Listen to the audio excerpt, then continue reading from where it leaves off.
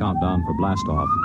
X minus 5, 4, 3, 2, X minus 1, fire.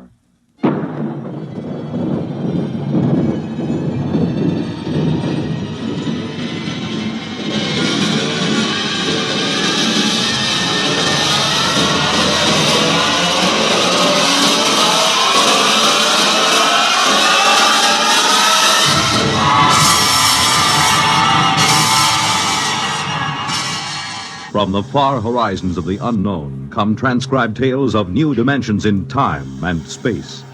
These are stories of the future, adventures in which you'll live in a million, could be years, on 1,000 maybe worlds.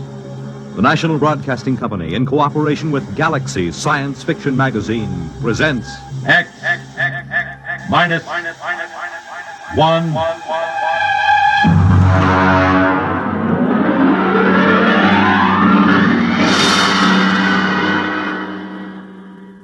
Tonight, Lulungomeena by Gordon R. Dixon.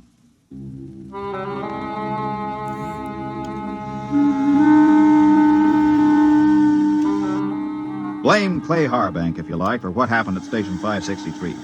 Or blame Bill Peterborough, the one we called the Kid. I blame no one. I'm a Dorsai man.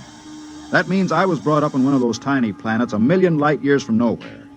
Being a Dorsai man is quite a responsibility. We are a very polite people. We have to be. Because when we get angry, we fight to the death.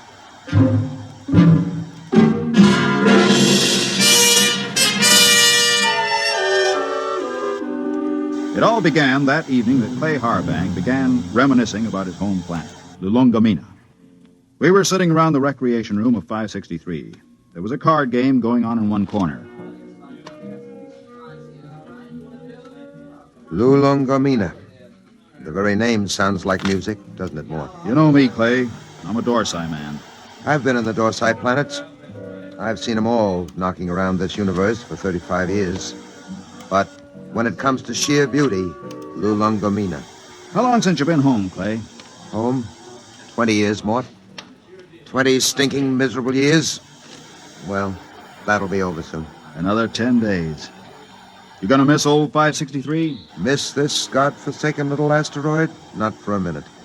I will miss your ugly face around here. At least I will.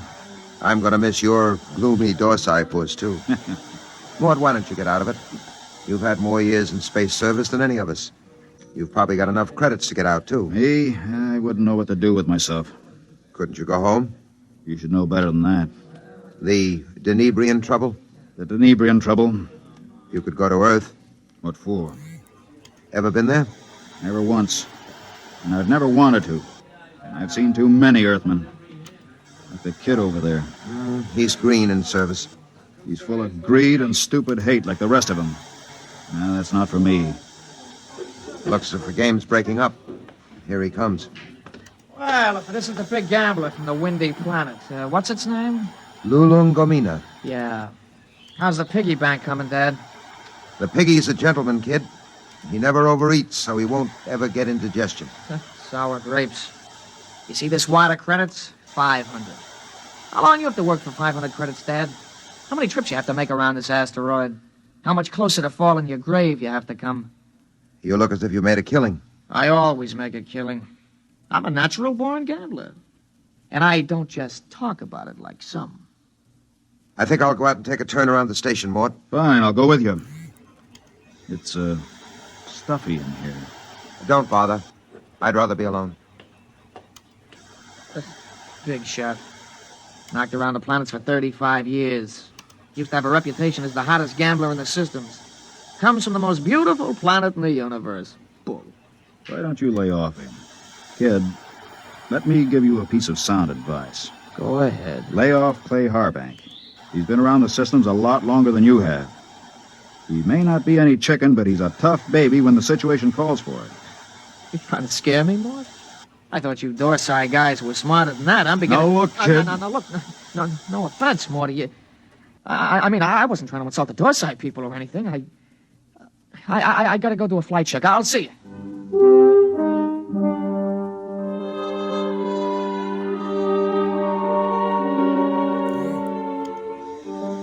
We were in bad shape. The 20 of us at Frontier Station 563 on the very edge of the human area had gone sour. Half the men had applications for transfer in already. What I told the kid about Clay being tough, well, that was a bluff to keep him off. Nobody knew better than I did that Clay was burned out inside like a used-up rocket.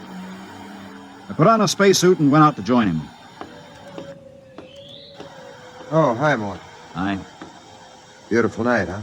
Nice.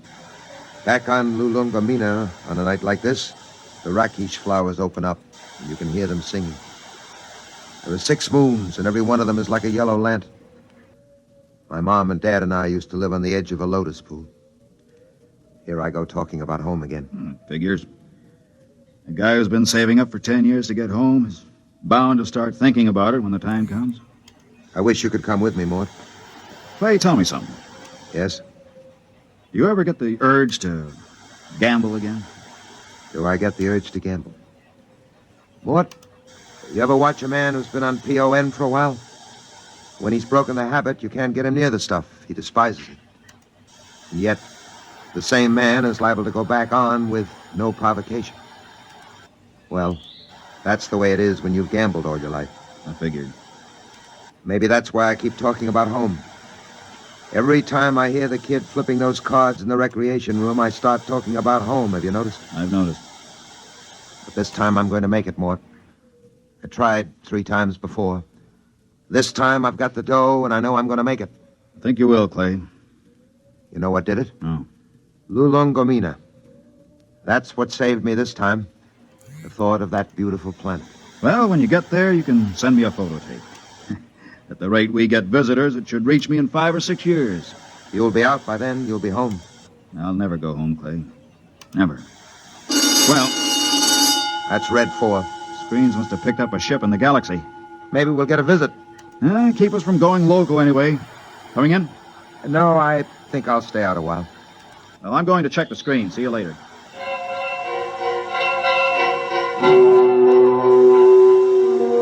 Red 4 meant simply that a ship was entering the galaxy. The chances of it touching down on 563 were pretty remote, unless it happened to need a clearance for Earth or Mars. The screen was black by the time I got there, but the kid was filing a report. Oh, hiya, Mort. Hey, what's a Hixabrod like? Why? We're having one for a visitor. You don't say. I just came in over the receiver. What'll he be like? A Hixabrod? Stiff as a poker, proud as Lucifer, honest as sunlight, and tight as a camel on his way through the eye of a needle. What do they look like? Oh, they're kind of humanoid, but they have a deadpan face that never changes, like a mask. Oh, they're a little scary, I hear. That's a green skin and the scales. Also, they run about 8 feet tall. I wouldn't tangle with one if I were you. Back on Denebria once, I saw a Hixabrod rip a man to ribbons with its claws. Why?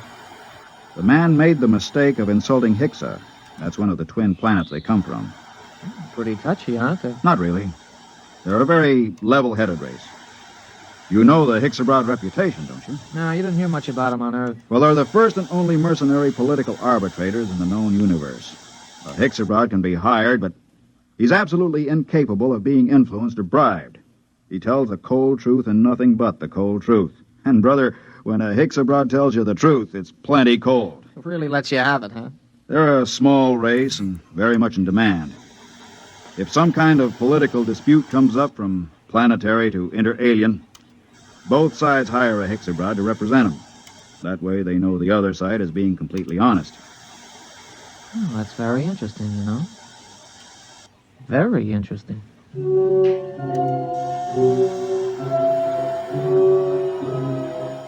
I could tell there was something on the kid's mind, but of course I didn't know what it was. Most of the talk in the recreation room that night centered around the arrival of the Hixabrod. Landing beacons were turned on, and we waited for another radio communication. Hey, anybody want to sit in on this next hand? What? No, thanks. Well, I know better than to ask the galaxy's foremost gambler here. That's right, kid. Well, maybe when this Hixabrod gets here, we'll be able to work up a decent game. Do Hixabrods gamble? No, kid, they don't gamble. That's too bad. Well, we can always sit and listen to you lying about what a beautiful place Lulungomeena is. Kid, you just went too far. Yeah, you're going to do something about it? That's right, I'm going to punch your little nose. Break it up! Break it up! Clay, you all right? Yeah, I'm okay. Better get to the infirmary. Have your mouth taken care of. Kid, you get to your quarters. Since when are you giving orders? I'm telling you to get to your quarters. You better do what he says, kid. He's a Dorsai man. That's all I've been hearing since I got here. What big gamblers come from Lulungomeena and how Dorsai men are killers. So far, I've seen nothing, but I heard a lot of talk. You're gonna get to your quarters? I'll give you 5 seconds to start moving. You better go ahead, kid. Okay, Mort. I'm letting you bluff me out of the game this time. Just remember, there's going to be other games. Next time, I won't be bluffed.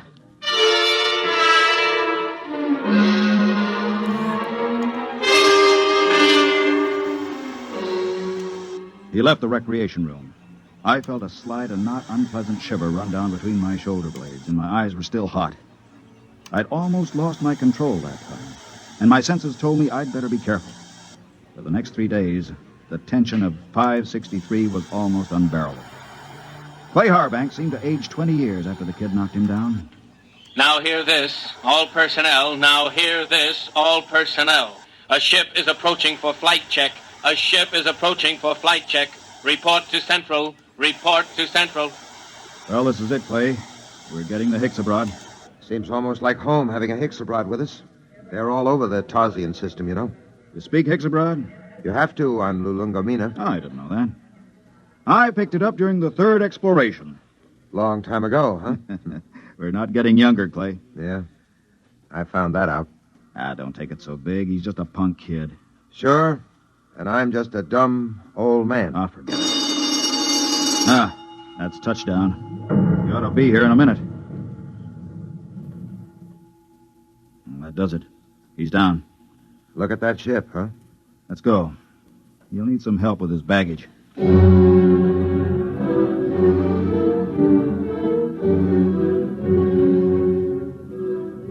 The ship was a silvery one-man job, the kind that have taken the Hicksabrods all over the universe. The cabin door slid back, and the Hicksa stepped out. He was as green and scaly as a lizard, but there was a certain unmistakable dignity in his bearing. Since I spoke the language, I was the first to greet him. Belt the Hutch and Hicksabroad. Welcome to this place. I greet you, Dorsai man. My name is Mort Bianski. I am called Dorlassus. Come. I'll show you to your quarters. Thank you. How long will you remain here? Only for one night. I wish clearance for Mars. I'm sure it can be handled. This way.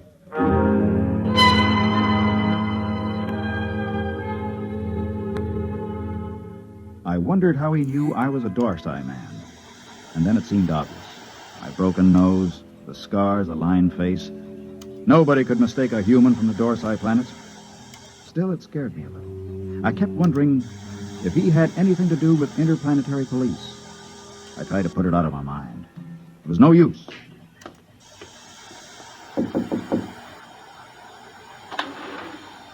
Mind if I come in, Clay? Sit down. Have a smoke. Thanks. Where's the Hicksabroad? In his room, getting cleaned up for dinner. Strange guys, aren't they? Well, there's something even stranger going on. What's that? The kid's in there with him. With the Hicks? Mm-hmm. What do you suppose they're talking about? I don't know. I wish I did. Kid's probably trying to get the Hicks into a dice game. I doubt it. What's on your mind, Mort? Clay, you've been around. Are there any Hicksabroads in interplanetary police? A few. Why? I don't know. I just had a feeling, you know. Oh, you're dreaming up bogeymen. Maybe. Besides, you're not in any trouble outside the Dorsai system. I killed a human, Clay. Not deliberately. In a rage. Happens all the time on Dorsai, doesn't it? Not to an officer of Intergalactic. Besides, that was 25 years ago. There's no statute of limitations in the systems. Nobody knows but me, right? You don't have to be clairvoyant to wonder why a man hasn't been back to his home planet for 25 years. You, think the kid... I don't know.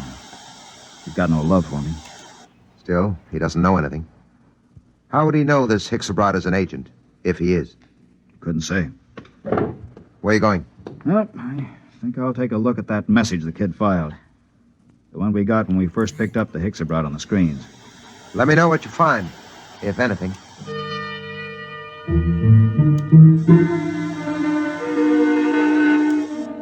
I walked through the empty corridors to the communication center. I went directly to the files where incoming messages are kept and flicked the tab until I got to Notices of Arrivals. There, 2 days before, was a report of the arrival of Dorlassus. I ran my finger down the statistics until I came to the line that said, Point of Origin of Flight. It read, Tarsian Galaxy. That was where Clay Harbank's Lulungomeena was. I read further, where it said Nature of Business. My blood ran cold as I spelled out the words criminal. Come in. Weltehach and Hixabrod. I greet you, Dorsai man. Is there anything you require? Nothing, thank you.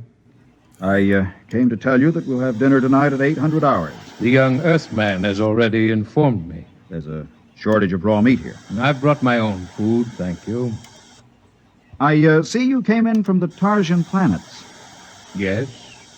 You didn't happen to be in the Dorsai planets before that? No.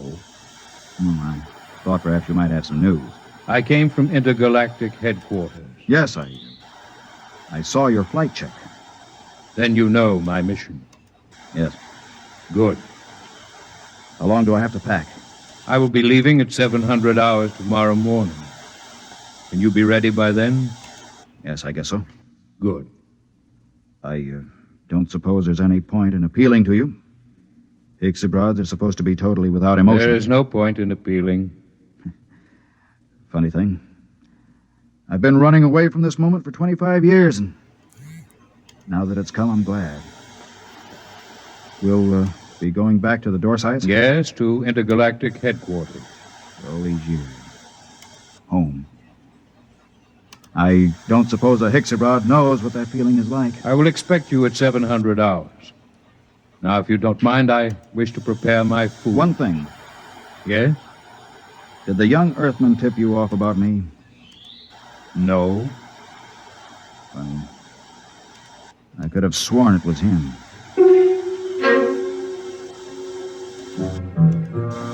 That was that. When a Hixabrod tells you no, you can bet your life he isn't lying. I began to wonder how they located me. I began to wonder what he and the kid had talked about. I began to wonder a lot of things. Well? He's an agent for Intergalactic. Well, that doesn't prove he's after you. He is. How do you know? I just talked to him. Lord in heaven. It isn't so bad, really. Just think, I'll be going home. I'm going to kill that kid. Clay. I'm going to kill him. Clay, listen to me. The kid didn't turn me in. You said... I said he was talking to the Hicks. I just asked him, and the Hicks told me it wasn't the kid. They don't lie. So don't go blowing off. It's going to be hard. 10 days. Doesn't have to be 10 days. What do you mean? How many credits do you need to buy your way out? Another 500? Next payday? Don't wait. Don't wait. I have over 900 credits. I'll turn them over to you. Mort. Listen, I don't need them. You can pay off tomorrow and fly as far as the Tarsian chain with me and the Hicks. It's a very nice thing, Mort. Will you do it? I'll think about it. Let you know after dinner.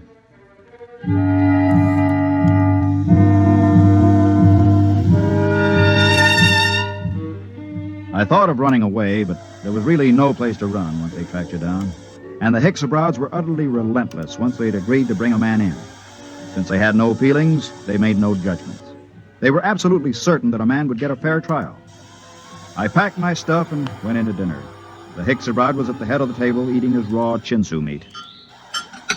Pass the gravy, please. Dorlassus. Yes?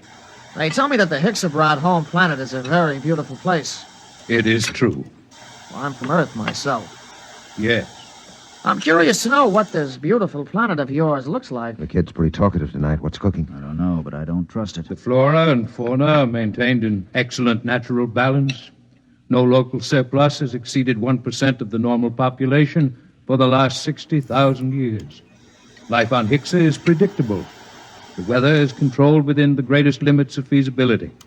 The symmetry of the landscape is without parallel in the universe. Very pretty picture. Very attractive home world. But I regret to inform you, Dorlassis, that I've been given to understand that it pales into insignificance when compared with another beauty spot in our universe. Your Earth? I wish I could say yes. No. This place is so wonderful, I doubt if an Earthman like me could get in. In fact, I've never seen it. But I've been hearing about it for some months now. And either it's the most wonderful place in the universe, or the man who's been telling me about it is a rotten liar. Get your gun, kid. Get your gun. Why guns? You call me a liar. Why use guns when it's possible to prove the thing one way or another with complete certainty? For months now, you've been telling me two things. One, that you used to be a gambler. Two, your precious Lulungomeena is the most wonderful place in the universe. The question is either statement true? They're both true. You'll back them up? With my life. I'm not asking you to back them with your life. Just back them with that nice little hoard you've been accumulating all these years. Clay, don't. Well, you said you were a gambler. Bet with me and prove it. Suppose I do. How do we prove my statement about Lulungomeena? It's easy. We have with us at this table a Hexabrod. In a conversation with him, I found out that he's just visited every planet in the Tarsian chain. Now, as everyone knows, a Hexabrod never lies. Do you think you could judge this point, Dorlassis? The point can be judged. Well, gambler, Clay, it's a trick. Don't bet. How much will you bet, kid? all I got. The equivalent of 10 years' pay. Well, You're on. Dorlassis, okay if I question you? Proceed. You've been to the planet in the Tarsian chain, which this man calls his home? I must ascertain the position of the planet. The fourth planet. Ah, yes. The one with 6 moons. That's it. I've been there recently, as you well know, since we spoke of it only this afternoon. We did speak of it, that's true. Now, will you tell me, you know the planet? Yes? You know its geography. I do not repeat myself. Is it a large planet? No. Is it a rich planet? No. Was there not a rain of radioactive fallout from an explosion of a nearby star only 5 months ago? There was. Did it not destroy every piece of vegetation and leave this planet a gutted, smoking ruins, charred and ugly? It did. Well, gambler, You haven't asked him the main question yet, kid. would you like to ask him? All right. Hexabrod, the question to be judged is this. Is Lulungomeena the most beautiful and the most wonderful place in the universe? Yes. It is. What? Well, kid, It's a trick. It's a rotten trick. I don't believe it. The hexes... The eyes of the Hexabrod were narrow and baleful as he pushed back his chair. You could almost feel them burning as he dragged his scaly feet over toward the kid.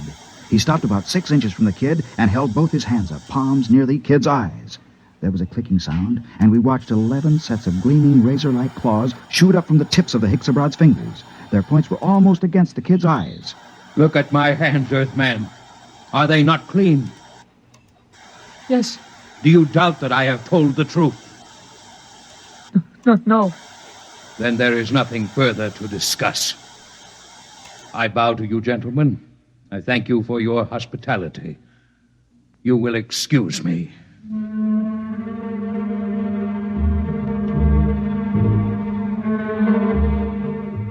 We stood around and watched that proud, frightening figure drag itself out of the room. The kid was trembling like a leaf as he drew a bank draft for 10 years' pay and handed it to Clay Harvey. The next morning, Clay and I boarded the Hexabrod ship, and 4 days later, we touched down at the outer planet of the Tarsian chain. well, this is where I get off, Mort. I don't know what to say, really. I guess you know how I feel. Think I do, Clay? Let's just say so long. There will be no need for goodbyes. What?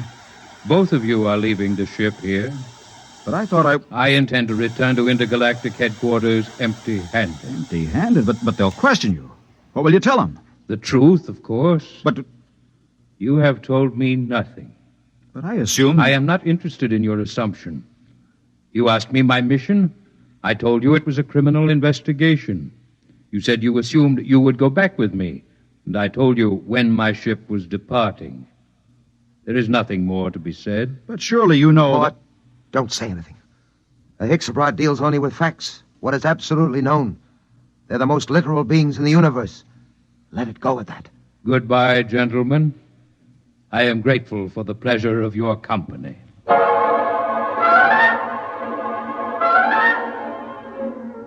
5 minutes later, Clay Harbank and I shook hands at the exit of the spaceport on Tarsus 10. But before we parted, there was one thing I had to know.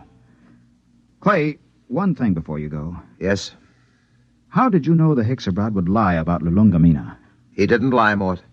A Hixabrad never lies. But Lulungomeena... Mort, let me tell you something. Lulungomeena is a word in use throughout the Tarsian planets. Actually, it's a Hixabrad word. It means home. All I did was ask the Hixabrad if home was beautiful. He simply said yes. And a Hixabrad, as everybody knows, doesn't lie.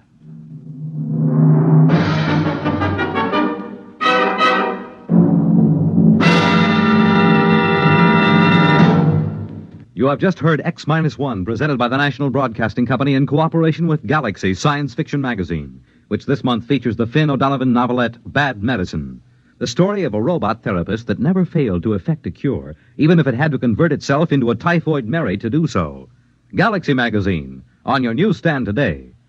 Tonight, by transcription, X-1 has brought you Lulungomeena, a story from the pages of Galaxy written by Gordon R. Dixon and adapted for radio by George Lefferts.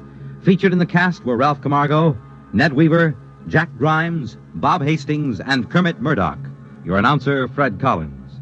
X-1 was directed by Daniel Sutter and is an NBC Radio Network production.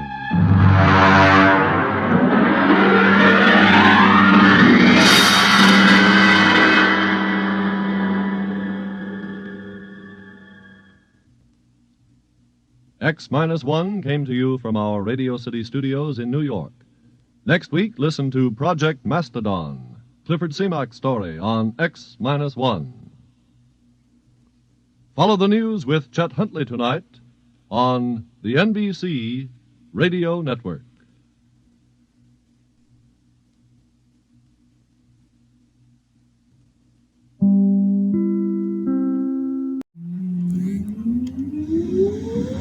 Countdown for blast off. X-5, 4, 3, 2, X-1, fire.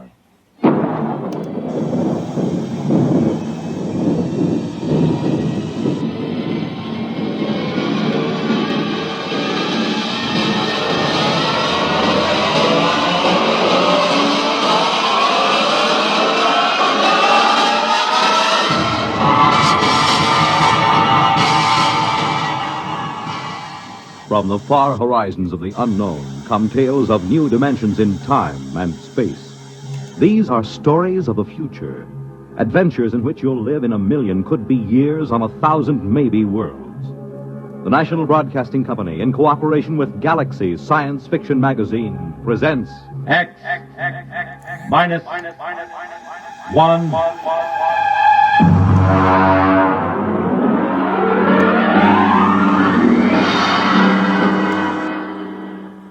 Tonight, Caretaker by James A. Schmidt. Commander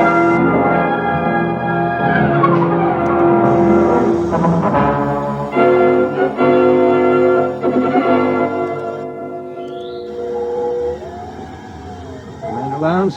Yes, Mr. Harris. Astrogation reports planetary orbit secure.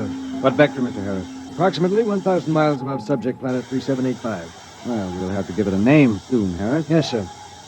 Engineering secure. Damage control parties working on the hull. Very well. Has Martyr touched down in the scout ship? Yes, sir. We have him on the tight beam. Give him to me on my screen. Yes, sir. Sparkman, put Martyr on the command screen.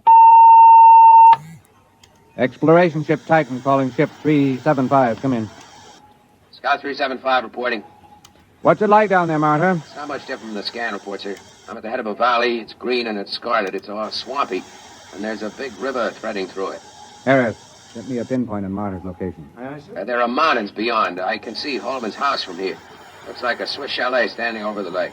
Have you made contact? Yes, sir. Boyce is over there now. How is he? Well, it's hard to say. Tell him we're recording the planet officially as Pullman's planet. That might please him. No, I don't think so, sir. What? Boyce suggested it during our first visit with Holman today. He wants us to record it instead as, well, I'll spell it. It's Cresgyth, Cresgyth. What's that, local? Well, that's his phonetic interpretation of the name the people here use. Fair enough, if that's how he wants it. Anything to add on your present report? No, sir. I'll call you back after we've met his woman. His wife? Yes, sir. I'm glad it was you and Boyce who found Holman. You're reliable men, you in particular. Martyr, I don't need to emphasize that Holman's discovery of what appears to be the first genuine human race ever encountered outside of Earth is of primary importance. Yes, sir. Boyce might be inclined to hurry through the diplomatic overtures. You'll be careful about that part of it, Martha. Yes, very careful, sir. On the 2 continents we've scanned before, we've found no traces of human inhabitants, present or past. Yes, I know, sir, but Holman's... It's possible Holman's acquaintances are the sole survivors of humanity here.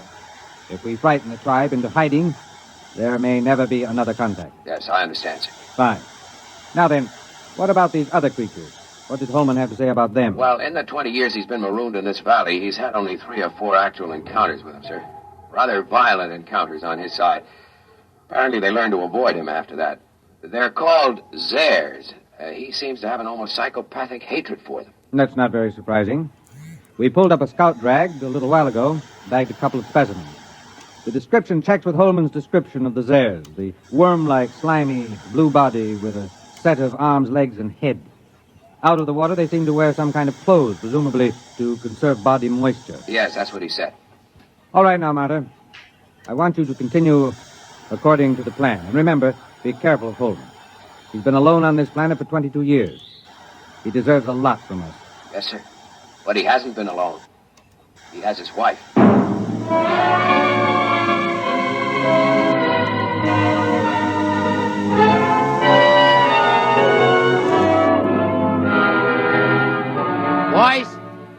Boyce, where are you? Down here. I'm with Holman. Check in with the exploration ship? Yes, it's all right. Holman, they say they'll name the planet the way you want it. That's good. Celia will like that. Celia? My wife. I called her Celia from the start. She likes the name. I see. Where's she now? Oh, she's out somewhere. She's very timid. She'll show up sometime in the night, and I'm leaving the doors open for her. I'll talk to her a little first to reassure her, and you can meet her then. Meanwhile, would you like to see her picture? Why, do you got photographs? No, I painted it. I used to do a little bit before I went into service. It's over here. I've done about 50 or so paintings over the years. I paint a lot of them over, you know. Here. I grind my own pigments and cut brushes from the swamp grass. I'd give my arm for a good camel's hair brush. Here she is. Beautiful. Real good looking. Of course, it isn't an exact likeness. I tried to capture the spirit. I think I've got it pretty good. Well, there's something about that picture sort of... Never mind, boys. Boyce doesn't know much about art. Yeah, but I know what I like. I like a good-looking woman. You're a lucky man, Holman. You wanted to see the deep water well. It's right through here. Actually, it's just an opening through the concrete to the river that runs below. It's as pure as anything you could wish. If they want to refresh the water tanks of the ship... Yes, I'll take it up with the captain. We'll be staying a week or more. We're to follow your judgment in every way in establishing contact with the Crescithians. Good. We can't do anything till Celia comes in, and we'll have to be very tactful then. But I'm sure it won't take a week. What makes him so shy of us? Oh, it's not you, it's me. Or it's an impression I gave them of the Earth kind of human beings. Come on upstairs and I'll tell you.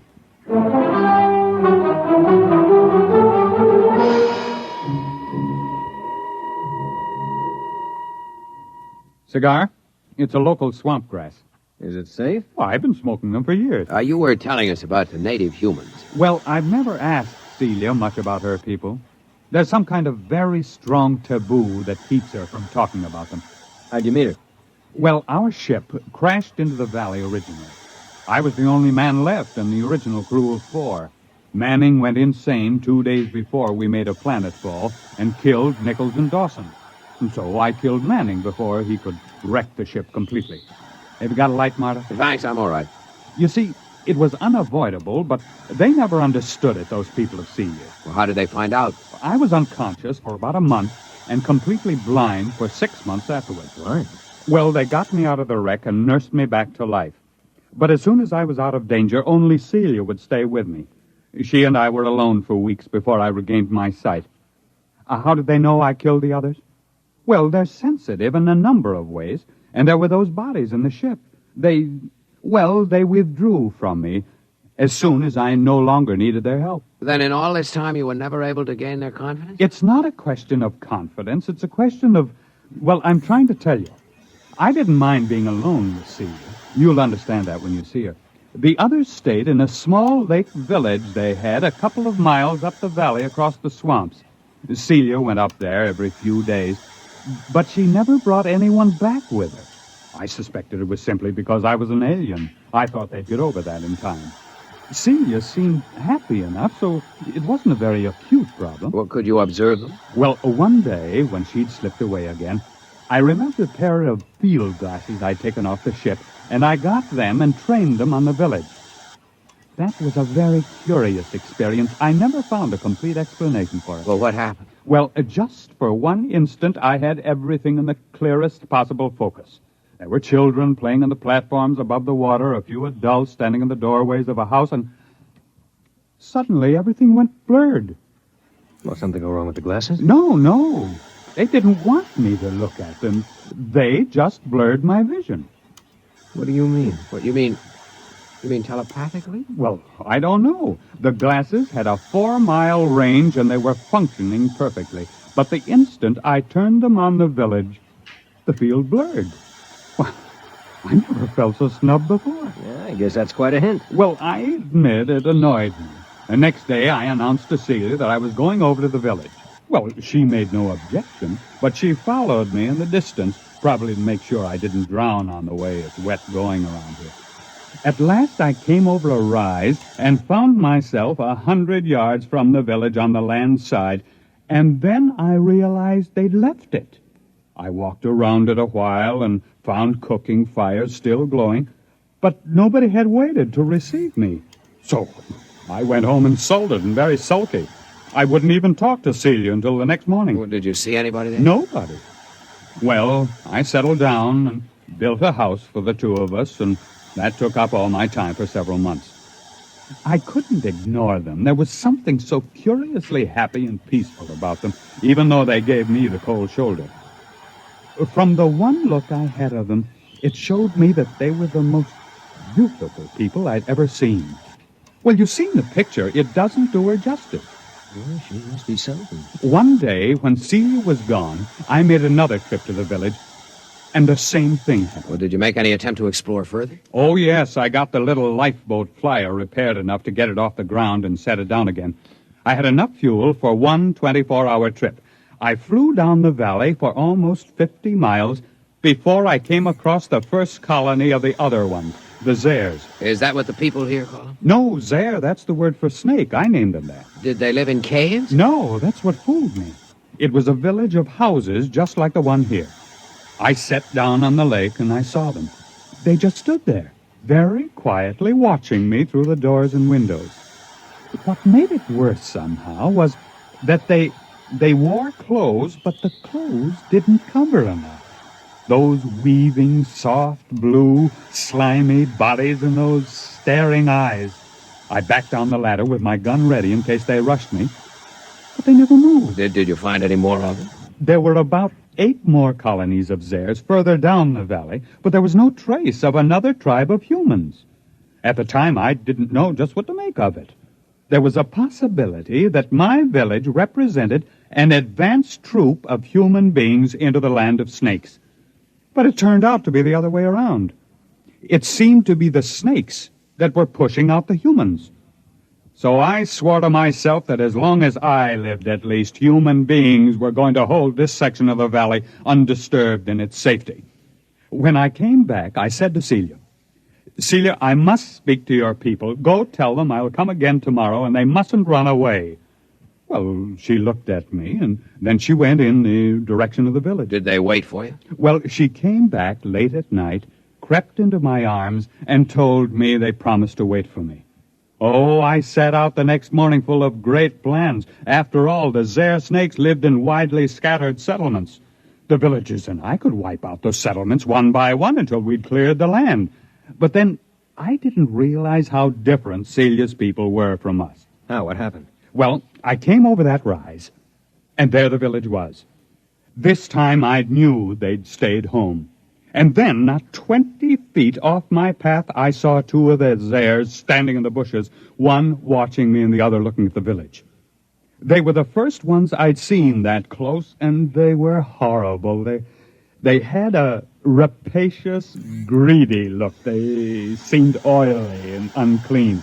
Each had a kind of tricky crossbow over his shoulder, and they couldn't be seen from the village.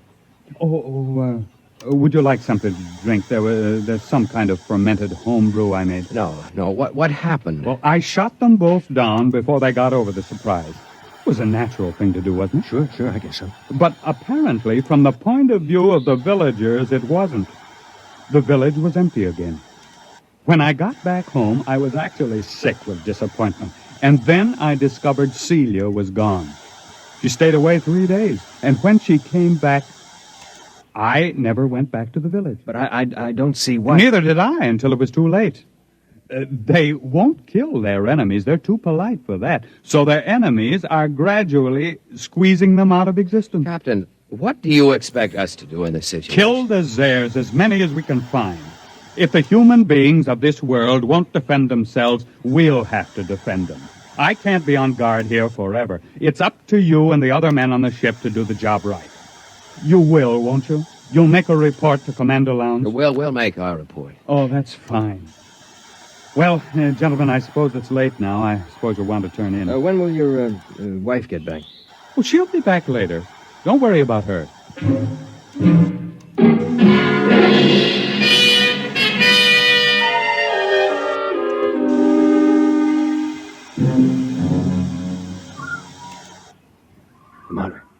Martyr, you awake? Why, what do you want? Listen. What? Somebody moving in the house. Listen. Holman? No. Listen to those steps. Now, hear him? That's no man. Slow, dragging. Yeah, come on. Wait a minute. Sidearms. Right there, come on. Quiet, it's coming from downstairs. Stop. Listen. Feel like it's safe to catch on. Look. No firing unless I tell you. Look, Martyr, I'll take care of myself. Maybe it's one of those airs. I'd like to get a shot at them. Come on. Downstairs, all right. There's a light. What's that? A missile gun. Holman had a number of obsolete weapons down there. Hurry up. Look out, there goes the light. I've got my torch. It came from the well room. Oh, it's the door. Stand back.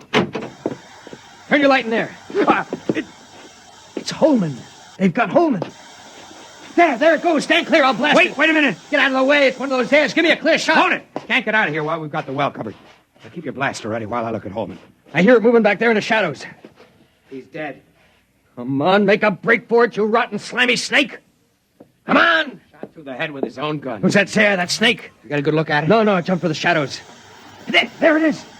Marta, swing your torch around. I'll roast it with one blast. Listen. Who's that? You who are his friends, will you listen to me? Who are you? He called me his wife. What? How'd she get in here? If that Zare gets a hold of her... Why? Don't move. I won't. Why did you kill him? But I thought you understood. You mean she killed him? It was that Zare, the snake.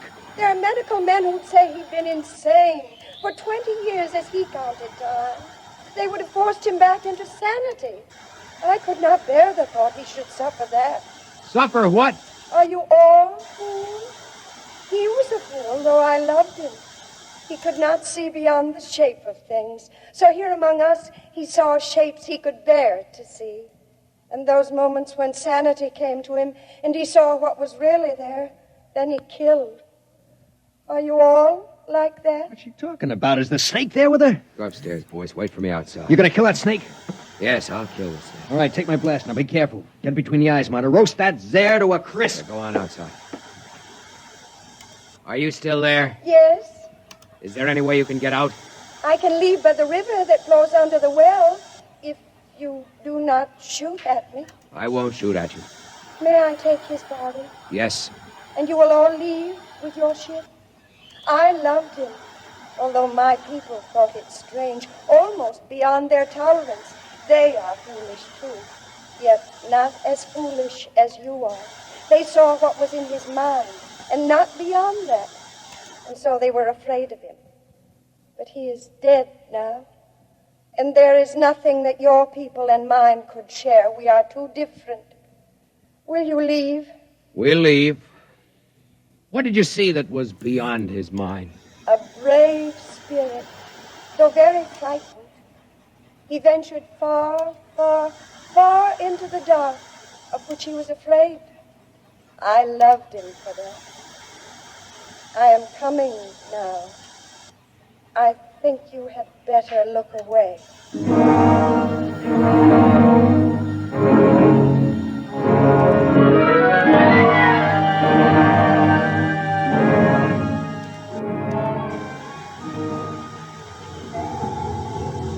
Marta, Yes, sir. I've just been down to sick bay. Voice is all right. He's in shock. Well, I gave him a shot of sedative on my way up here. Oh, the medics say he'll be all right. They're giving him a reconstructive psychotherapy fix. He won't remember much of it. If you had looked squarely at that thing, we might have had to give you the same treatment. Our pickled specimens of the Zare are pretty hideous. I suppose it's all the way you look at it. Yes, I suppose so. Holman had his own way of looking at it. Selective hysterical blindness maintained for 22 years, with his own type of artistic hallucinations thrown in. I can't help wishing it hadn't happened to Holman. He didn't maintain it throughout. When he was hallucinating, he saw them as beautiful. He saw her as beautiful. But when he saw them clearly, where they really were, he killed them. Who wouldn't? I almost feel like getting out of space and staying out for good. Well, it's time to file a report and wrap up. What are you reporting? That Holman died here quite peacefully about a year before we found him, leaving a diary of inspiring courage and devotion to space exploration behind him. We'll have time enough to work up the diary. That should keep everybody happy. All secure, sir. Shall I close down the ports? Just a minute. Marta, look down there. The whole galaxy. Do you think there actually are people out there somewhere? I hope so. You think we'll ever find them? I don't know. They've never found us.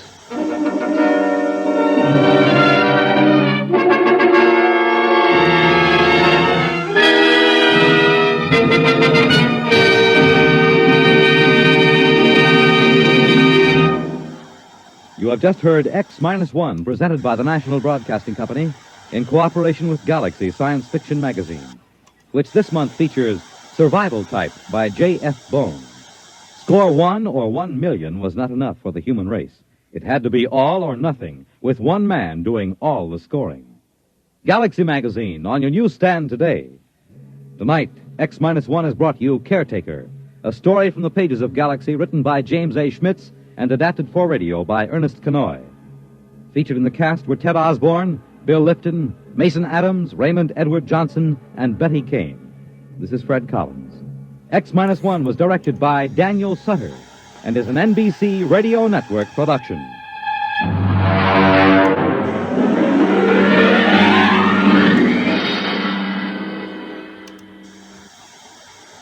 Polio is not over yet. A total of $46,900,000 is needed to continue the fight against this crippling disease. Thousands of polio victims are depending on you. Help finish the polio fight. Join the 1957 March of Dimes. The world on a new hotline. Listen for news on the hour and the exciting hotline service all day, every day on most of these stations.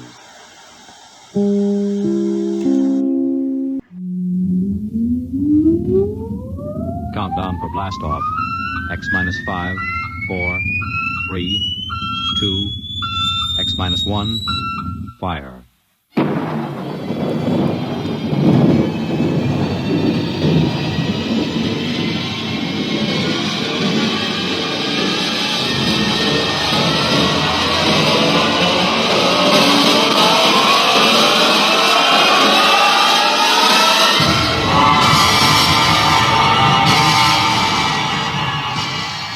From the far horizons of the unknown come transcribed tales of new dimensions in time and space. These are stories of the future, adventures in which you'll live in a million could-be years on 1,000 maybe worlds. The National Broadcasting Company, in cooperation with Street and Smith, publishers of astounding science fiction, presents X-1.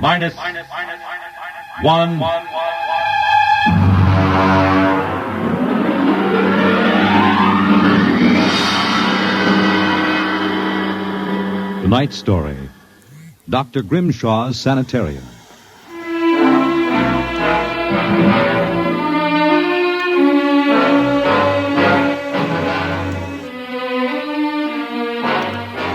What you will hear in the next half hour represents either a magnificent hoax or the true explanation of the famous Grimshaw Sanitarium scandal which made the headlines back in 1947. The manuscript upon which this account is based was removed by the New York State Police from a fountain pen cover found in the doorway to Dr. Grimshaw's study. We offer this manuscript as evidence only. Whether it is authentic or not, you must judge for yourselves. My name is John Dougherty. I'm a graduate of Hamilton College, class of 34, a member of Theta Alpha. I'm one of those fools who wanted some excitement in life, so instead of going into my father's shoe business, I became a private detective. These are facts. You can check them if you like. The rest of what I write here is so fantastic that I don't expect it to be believed.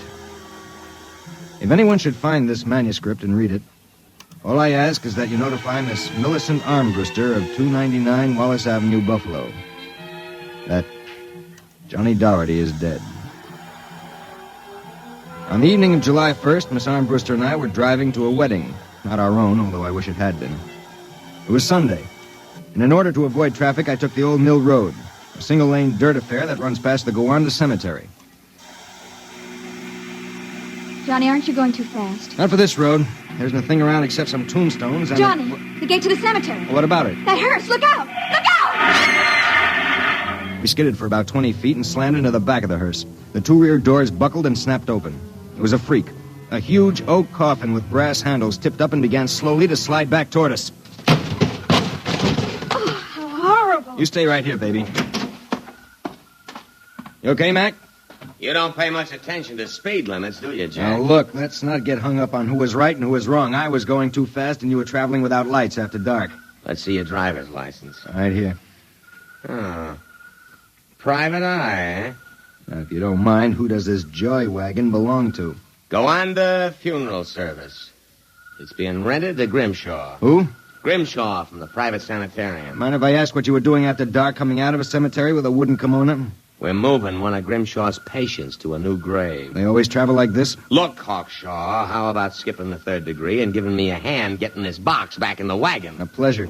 Better screw on that cover again. It's going to slide off. Let's get it in the hearse first. Okay, Junior. You get on that end. Okay. You ready? Yeah, lift. Just slide it. Oh, brother, who's in there, King Kong? Look out for the cover. I told you that would happen.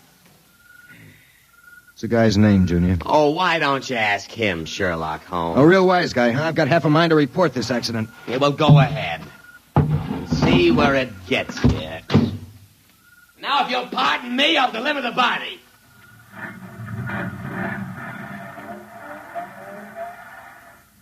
Everything all right, Johnny? I thought so until a few seconds ago. Listen, Millie, can you sit here in the car for another 5 minutes? Where are you going? For a stroll through the cemetery. Johnny, stop making jokes. When we lifted that coffin back on the meat wagon, I got a good look inside it. Ugh. Yeah, exactly how I felt. I figured we'd knock the stuffing out of the corpse, only I didn't expect the stuffing to be sand. What? Yes. That wasn't a body, that was a dummy stuffed with sand, a dummy with a wax face. Johnny! Which brings up an interesting question. Who's supposed to be in that box, and, just where is the dead man spending his time?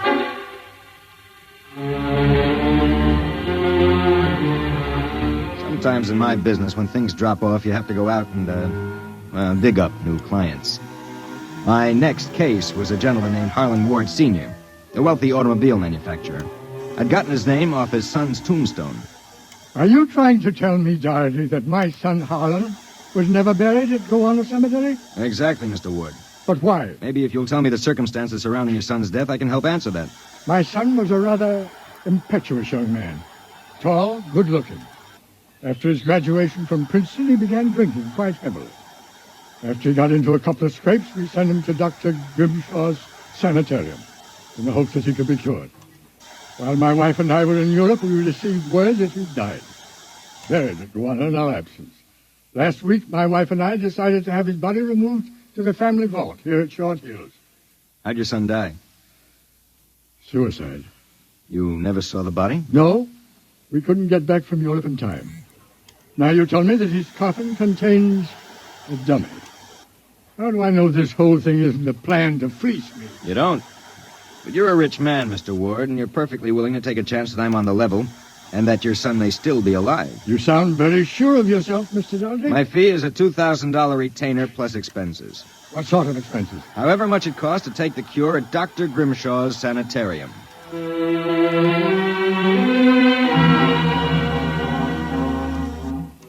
Now Dr. Grimshaw's Sanitarium was just outside Gowanda. Most of the cases were nervous breakdowns and alcoholics. I committed myself as a dipso, and just to make it convincing, I stopped at 5 or 6 bars on the way over. I was interviewed by Grimshaw himself, a small man with a fringe of white hair. You understand, Mr. Doherty? That's not my real name, of course, social reasons. We understand. Our paid clientele is very select, and our rates are very high. You will be paid in cash and in advance, Dr. Grimshaw. How long does a cure usually take? That, of course, depends on the degree of alcoholism. This is my assistant, Dr. Boyner. How do you do? How do you do? We are accepting Mr. Doherty as a patient. Better place him in the ward with Mr. K and Mr. Keiki. Mr. K is a long-term patient, Mr. Doherty, a highly intelligent man, formerly a professor of plant pathology. Mr. Keiki suffers mild delusions. I think you'll find him rather amusing.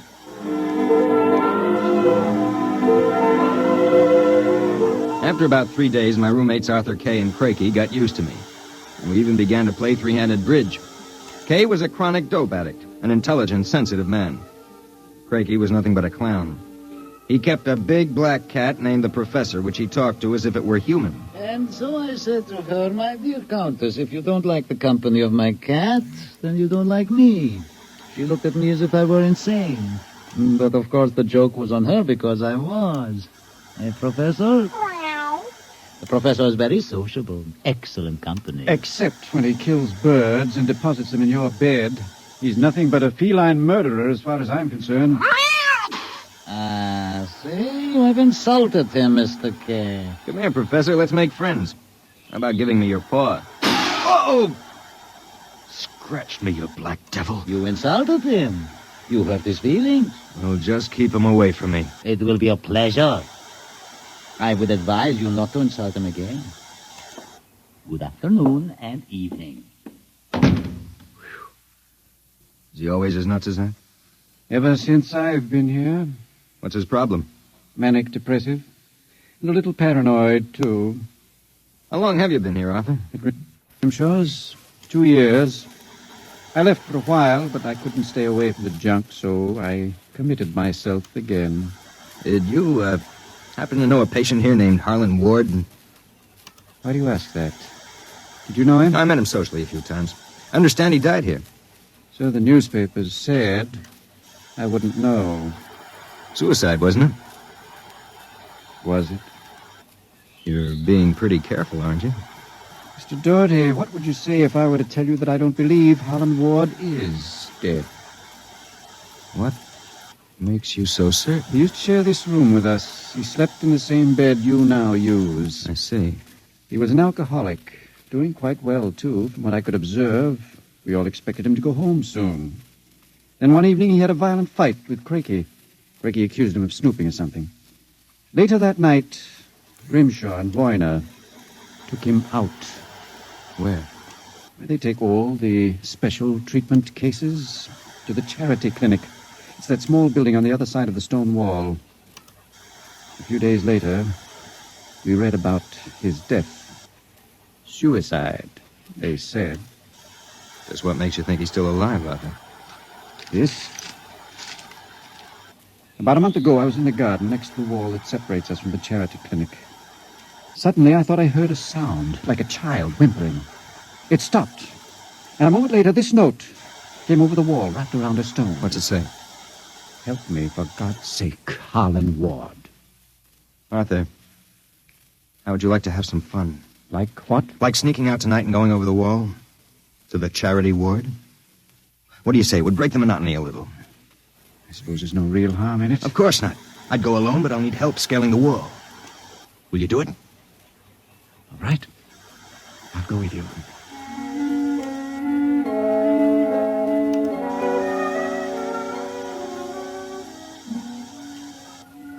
Up. All clear. Give me your hand and I'll lift you. Right, careful when you drop. Ready? Go ahead.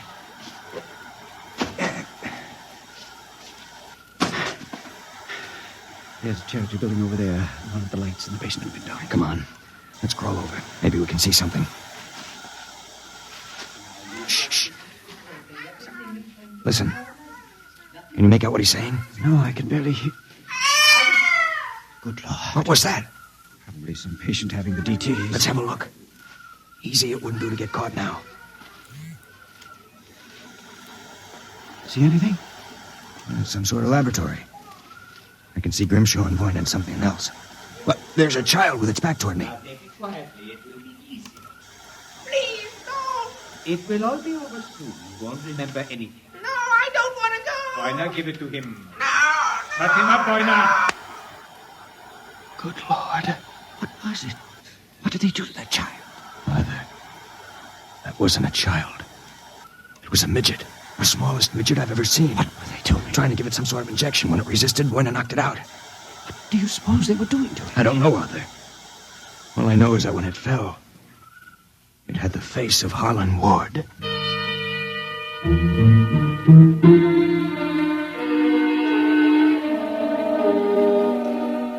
All the way back to our room, my brain was working like some frantic pinball machine. Only the score somehow wouldn't add up. The pieces were there all right. A crazy old doctor, a brutal assistant, a private sanitarium, and a midget with a dead man's face. I thought that when I got back to our room, I'd have some time to think about it. I'd forgotten about our friend, the happiness boy, Count Crakey. So, I caught you. Fine, you caught us. Now how about crawling back into the woodwork like a good little count? Where were you? Mink hunting. Arthur and I like to go mink hunting at night. You make fun of Count Crakey? I shall report you to Dr. Voyne. You'd better not if you know what's good for you. Oh, you threaten me. Me, Count Crakey.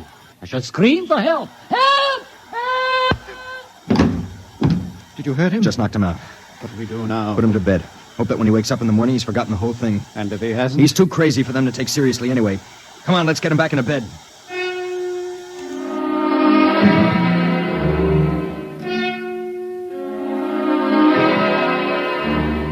I went to sleep in my own room.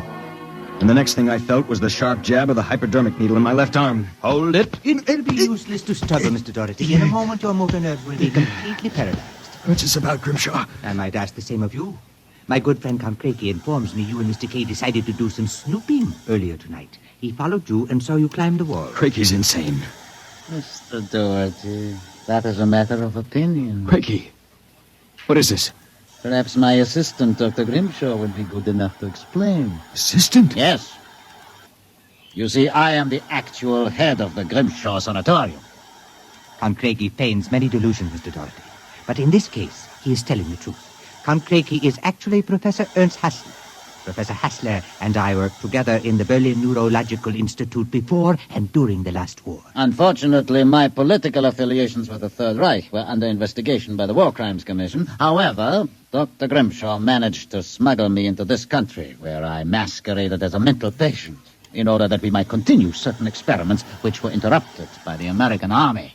I can imagine the sort of experiments you conducted. You and your friend Mr. K will discover their exact nature very shortly, Mr. Doherty. It is a magnificent opportunity to serve science. I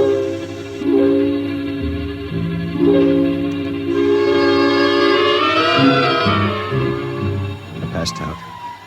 And the next thing I knew, I was coming to in a different room. And hearing the voices of Voyne, Grimshaw, and Crakey. As if from a great distance. Pituitary. 4 cc's. 4 cc. How are the measurements? Reducing rapidly. You operate at once. Have Voyne start the anesthesia. Very well, Doctor. Come back.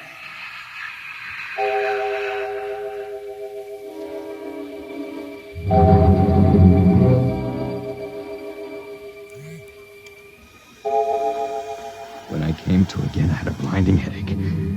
I began to wonder if Crakey and Grimshaw weren't doing something to drive me insane.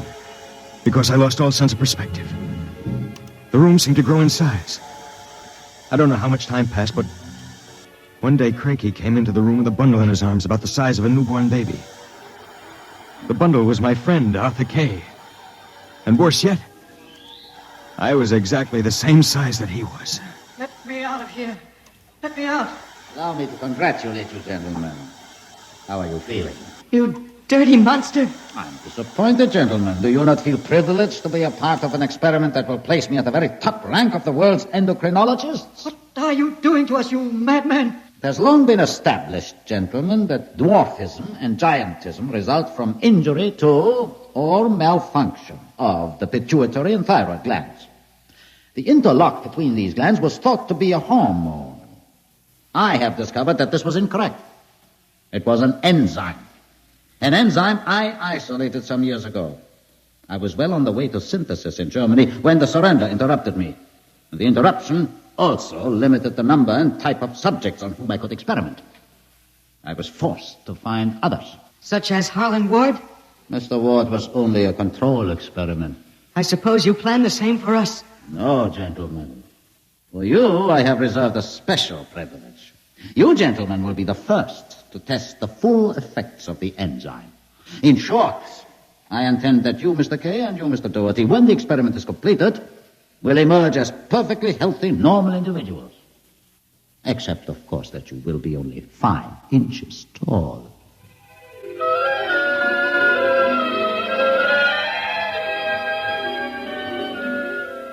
The days and nights that followed were a living nightmare. A nightmare from which Arthur and I awoke for brief periods to find ourselves in a strange new world. A huge, frightening world where everything seemed enlarged 100 times. When we finally emerged, we found ourselves imprisoned in a tiny mouse cage. Judging by the relative size of things, we could not have been more than 5 inches tall. Now we realized the experiment was at an end. That from now on, it was either escape or be destroyed.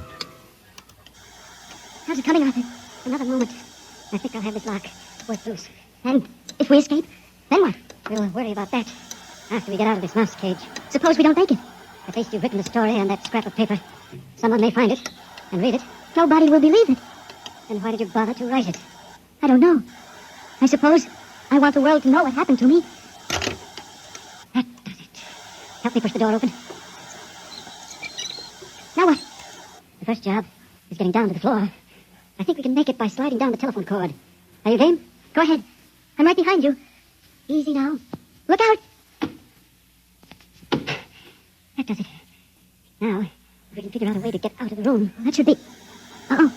Listen. Somebody's coming. It must be Crakey. We've got to hide. Here. Great, the firelight. He'll kill us if he finds us. Well, my friends, time for feeding. I trust that you...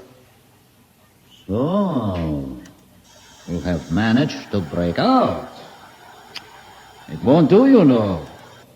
There is no way you could have gotten out of the room with the door and window locked. I know you are in here. I would advise you to save yourselves trouble and give up. Very well, my tiny friends. If you prefer to play the game of cat and mouse, then I shall be happy to furnish the cat. There is no way you can get out. What now? He's gone for the cat. If that monster ever gets in here, we're goners. There must be... Wait a minute. What? You see that thin strand of wire running along the molding? What about it? It's the automatic fire alarm. When the alarm is tripped by a fire or short circuit, all the locks are sprung so that the patients can escape from their rooms. If I can short that wire before Crakey lets the cat into the building, let's go. There's a tiny sliver of steel from the cage on the floor. I'll work with that. You keep an ear to the door. Go ahead. This insulation is tough as rawhide. I must be stuck. Hurry up, Arthur, for God's sake. There it is. Stand away. I'm going to short it. Ready? Okay. We made it. There goes the door. Let's make a run for it down the hall. If we can get to the garden, we've got a chance. I smell smoke. The short may have actually started the fire. Come on. Wait a minute. I have to go back. The manuscript. Don't be a fool. There's no time. Come on. You go ahead. I'll catch up. Hurry up. I'll wait in the hall. Only a second. I've got it. Come on. There's nothing to stop us now. Arthur? Where are you? It's funny. Arthur? Arthur? Arthur, what's happened to you?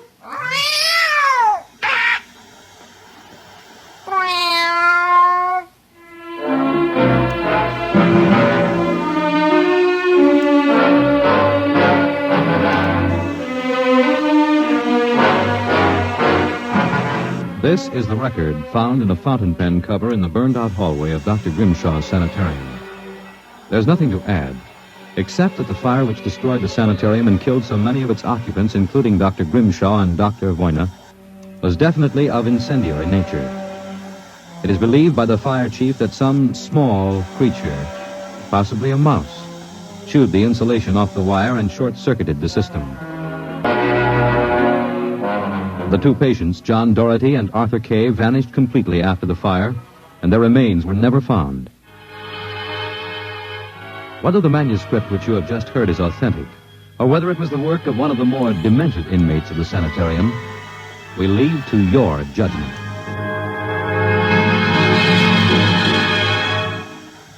You have just heard X-1, presented by the National Broadcasting Company in cooperation with Street and Smith, publishers of astounding science fiction. Your announcer, Fred Collins. X-1 was directed by Fred Way and is an NBC Radio Network production.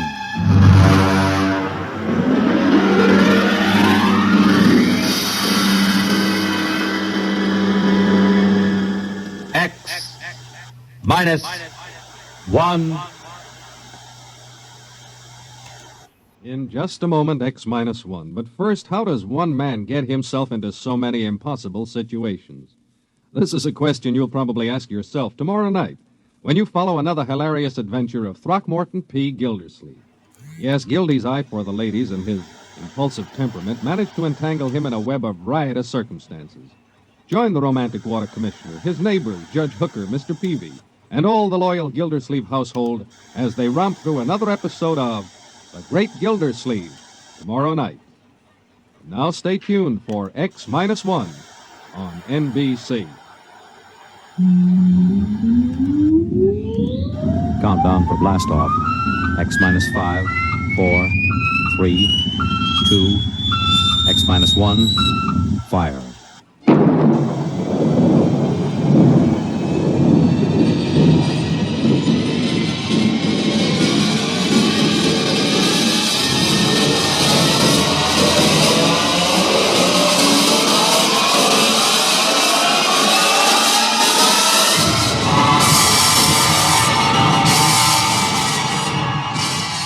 From the far horizons of the unknown come transcribed tales of new dimensions in time and space.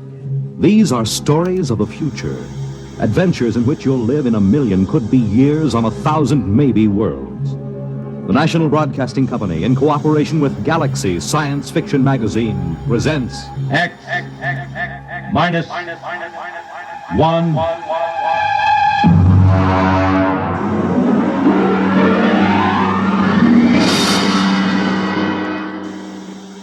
Tonight's story, The Cave of Night, by James E. Gunn. Oh, you want a level, Charlie? Okay. Though yet of Hamlet, our dear brothers, death the memory be... Anyway, how's it, okay? Okay. Check recording. I may go over a half hour. Make sure they got another reel of tape ready, okay? All right, Look, Bill, I've just put the segments of tape together for the next week's show. I'm going to record my narrations, and we'll listen to it together tomorrow. I know this is unusual, but you're the producer, and I don't want you out on a limb that may be sawed off behind us. This week's show is liable to either win us every award from the Peabody to the Pulitzer Prize, or maybe put the network out of business. Okay, we start with a standard opening. Behind the world, etc. 40 seconds. This is Harry Anders, your editor. At 8 o'clock, after the sun has set and the sky is darkening, look up. There's a man up there where no man has ever been. He is lost in the Cave of Night. And the fuel tank's empty. Receiver broken. Transmitting and clear. Anyone picking this up, anyone. This is Rev McMillan calling. Notify Goddard Rock, New Mexico. There's no way to get back. There's a man up there where no man has ever been. He is lost in the Cave of Night. We all know that phrase now, the Cave of Night. It was written by a poet disguised in the cynical hide of a newspaper rewrite man. But it stuck. It caught the world and held it like a butterfly pinned to a board. It started with a ham, an amateur radio operator, in Davenport, Iowa. All right, Eddie. Roll the first tape in here. It's marked. Am I too close? I was up in the attic. I usually have a talk with WG-73. He's in Buenos Aires. We play chess. Well, there was some kind of interference. And then all of a sudden, I heard this voice. I record most of my listening anyway, so I had the tape machine running. After I heard it, I called civil defense. That's what we're supposed to. Look, Bill, I haven't done the final editing on these tapes, so don't worry if they're a little rough. Down out of the night, flung from the darkness, came these words, the first of so many that electrified the world. Notify Goddard Rock, New Mexico. No way to get back. No way to get back. I'm stuck up here. No way to get down. What does it take to catch the pity of the world? A man wedged underground in Kentucky. A little girl in the bottom of a well. Somebody alive, waiting for rescue, with the days of his life numbered. Somebody somewhere waiting for us to get him out. The story broke in this morning's paper. Orbiting 1,000 miles above our heads was a man, an officer of the United States Air Force in a fuelless spaceship. We're recording at the desk of Mike Bayless, senior night editor of the Continental Press National Wire. Hey, you always get a reaction like this. I remember the Floyd Collins story in the 20s. Fellow trapped in that cave in Kentucky, remember? Oh, sure. And the whole country hanging on to see if he could get out. Then there was that little girl stuck in the well. Kathy Fiskus? Yeah. We pulled all those stories out and put them on the wire for background. But this hit bigger. We got the first lead from an Air Force handout in New Mexico. They just said an experimental rocket failed to return to base. But by that time, the cat was out of the bag. Ham operators picked up those messages from Boston to Fairbanks, Alaska. Mr. Bayless, you first used the phrase "the cave of night," didn't you? Yeah, I guess so. I mean, you got to get a little purple on a thing like this. People eat it up. You can't spread it on too thick. Anyway, I was lost in a cave once when I was a kid in upstate New York. I waited around for a couple of hours in the dark until they came for me. It kind of reminded me of that. It reminded the world of terrors at night, of struggling awake through nightmares, the fears of loneliness, darkness, falling, suffocation, thirst. It reminded me of Rev McMillan. And perhaps I have an advantage over all the other reporters for newspapers and radio and television because I knew Rev McMillan. I knew him in college and in the Air Force. I knew that he was testing rocket-powered craft at Goddard, but I didn't know they were so close to space. No one knew, till those messages of desperation crackled down through the atmosphere. I remembered Rev when I saw those headlines that morning. Straight black hair, Clark Gable ears, a reckless grin. He ate well, reveled in expert jazz and Mozart opera, and he talked incessantly. His southern speech was no drawl. There was too much to say. And now he was alone. And soon all that might be extinguished. The men from the radio newsrooms rushed to Goddard Rocket Base armed with miniature tape recorders. Sorry. Gentlemen, I'm Colonel Arthur J. Hannigan, Information Officer for Goddard Rocket Base. And I'm authorized to issue the following statement. First Lieutenant Reverdy L. McMillan, United States Air Force pilot, Experimental Rocket Division, took off from Goddard Base at 22:34 Rocky Mountain time. His craft, the XR-37 Mark II, a hydrazine nitric three-stage rocket. I'm sorry I can't describe it, boys. Classified. Well, in order to maintain orbit, the motors were pulsed for 1 second every 15 seconds elapsed time. After 3 minutes, the exhaust was seen by ground spectroscope observation to flare for half a minute. His fuel supply is exhausted. The craft has reached sustaining orbital speed. What does that mean, Colonel? He's out of gas. He can't get down. The first mobilization was of the scientific brains massed at Goddard. Few of them knew Rev. Brains at a research project are usually carefully sorted out and salted away from the distractions of the outside world. They designed, they invented, they calibrated and theorized. But they didn't know the short, stocky man with a lopsided grin who rode the fruit of their labor up and out, and now circled the world of his birth, with time ticking out. I covered the hearings in Washington for the network newsroom. I flew down from New York, and the stewardess came out every few minutes to tell the passengers the latest news. She called him Rev, although she never knew him, and once I thought I saw a tear. The hearing was before the subcommittee of the Senate Committee on Military Affairs. Presiding, Senator Allen J. Haggister of Kentucky. All right, General Finch. You've made the technical situation fairly comprehensive, even to an old cane-brake redneck hillbilly like myself. I have tried to make the gravity of the situation apparent, sir. It appears to me, General, that the sacred life of a human being created in the image of his maker is in danger. It's no light thing to be thrown away like some guinea pig. If that ship wasn't safe, if that poor man up there in the Cave of Night is to die, somebody is responsible. Isn't that right, General? Sir, a manned rocket was sent up because of one simple fact. It takes a computer of tremendous versatility and capacity to operate a Harrison-Munch reactor engine. A computer of infinite complexity. And I ask you, General, I put the question to you, why was such a computer not designed? It has been designed, sir. It was designed 500,000 years ago. There is only one mechanism competent to handle those controls, sir. That is the human brain. All right, I turn now to my second question, General, and I ask it not only for myself and my colleagues on this committee, but for 170 million Americans listening on the radio, watching on television. With that man up there living out his last days, why was it not possible to send a ship up after him? Why was there no second ship built? For one reason, Senator, money. The appropriation for rocket research fell short by 12% of the amount needed even to build one vessel. Oh, frankly, gentlemen, the deficiency was made up by cutting corners and diverting funds from other projects. That is not the point, General. There's a man up there who's going to die. With the limited funds you gave us, we've done what we set out to do.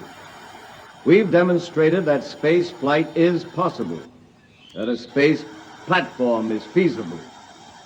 If there is any inefficiency, if there is any blame for what has happened, it lies at the door of those who lack the confidence and the courage and ability of their countrymen to fight free of Earth to their greatest glory. Senator, how did you vote on that?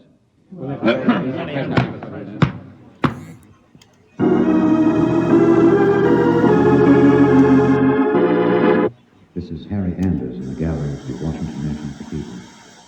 This is a special prayer service called by the Dean of the Cathedral for the safety of Lieutenant McMillan and for the success of the recently announced rescue plane.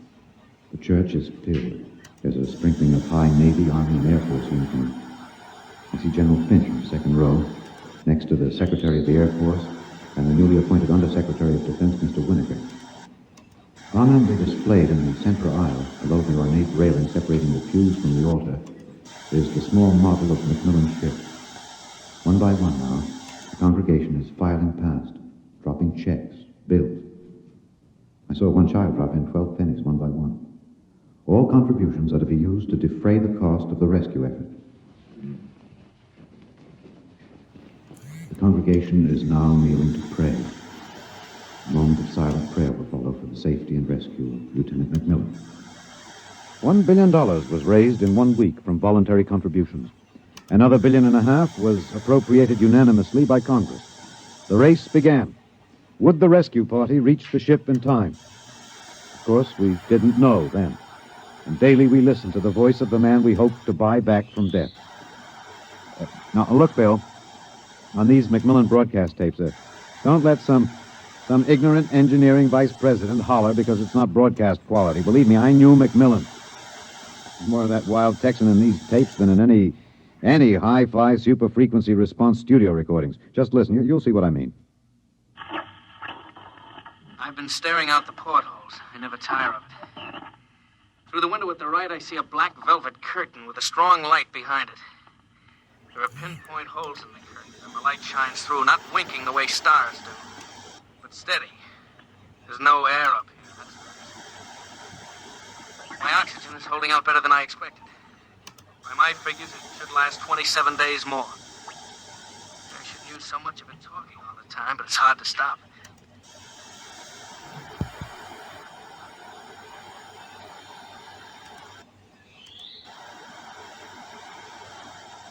Talking, I feel as if I was still in touch with the Earth. Still one of you. Even though I am way up here. Too bad the receiver is broken. If it had to be one or the other, I'm glad it was the transmitter that came through all right. There's only one of me. There are billions of you to talk to.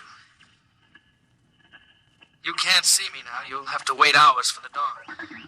I'll have mine in a few minutes. That's the way he talked. And as we listened to the lonely voice from the night, the engineers, the scientists, the construction men worked round the clock. General Finch presented the problem in the pool interview. I asked the questions for the combined networks that afternoon. Most of you heard the complete broadcast live as he briefed the world with the clipped, laconic delivery of a soldier. There are two basic problems. We've recovered the first and second stages of the rocket. We've only to construct the third stage. The second problem is more difficult. The pilot. Lieutenant McMillan was the only man physically and psychologically qualified. We discovered that in our first program. His training and orientation took 18 months. We have now to duplicate this in 27 days. You think it's possible, General? I don't know. That's all, Mr. Anders. Stevenson, get me some coffee, will you? Black and some kind of sandwich, no butter, no mayonnaise. And then the voice from the cave asked a question and expected no answer. Do you hear me down there? Sometimes I wonder. I wish there was some way I could be sure you were hearing me. Just that one thing might keep me from going crazy. I was there the night we answered that question. I was there in a helicopter over Kansas City. This is Harry Anders speaking to you from a helicopter over Kansas City. There are 15 seconds till midnight. The plan was developed by General Finch. At precisely midnight, every light in the city will be out and then flashed on in 2-second intervals. This will be the exact moment that McMillan's ship is calculated to pass overhead. It's almost time now. 5, 4, 3, 2, 1. There they go. Off. On. Off. On. Off. On. I see it. I see it. Kansas City winking at me. Yes, I can see it. Thanks. Thanks. You're listening. I know that. I'm not alone. I'll never forget. I'm waiting for you. We're recording in the press gallery of the Goddard Rocket Base main construction hangar. The vast third stage component stands before us, men swarming up and down the gantry cranes. The Mark III is being built to carry 5 men instead of 1. The pilot selection has been kept a top secret to avoid unnecessary strain on the men selected. The latest progress report gives a possible margin of 6 hours between the launching of the rescue ship and the estimated exhaustion supply of oxygen to Lieutenant McMillan. The shift is changing now. The expert construction workers recruited from across the country by the combined efforts of the Air Force Personnel Service, the Atomic Energy Commission, and the International United Electrical Workers and United Auto Workers of the AFL-CIO. The margin is 6 hours. 6 hours between life and death for Lieutenant Reverdy L. McMillan. An hour ago, I saw the sun rise over Russia. Looks like any other land from here. The green where it should be green. Farther north, a sort of mud color. And then white where the snow is still deep. Up here, you wonder why we're so different when the land is the same. You think we're all the same children of the same mother planet. Who says we're different?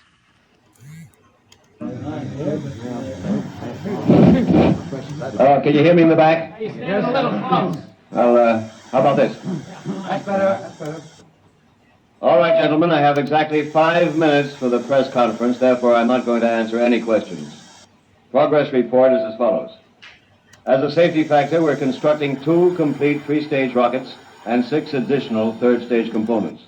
The telemetered reports from McMillan's ship have added important additional information, and the first of the rescue vessels should be ready to be launched at the estimated time, weather permitting. Now, don't ask a question. Within certain limitations of air turbulence, the rocket will be ready to lift in time to save Lieutenant McMillan. 21 days. The air's bad tonight. Can't seem to get a full breath. It seems to stick in the lungs. It doesn't matter, though. But I wish you could see what I've seen. The vast, spreading universe around Earth like a bride in a soft veil. You'd know then that we belong out here. Come out, mankind. Come out and see what I have seen.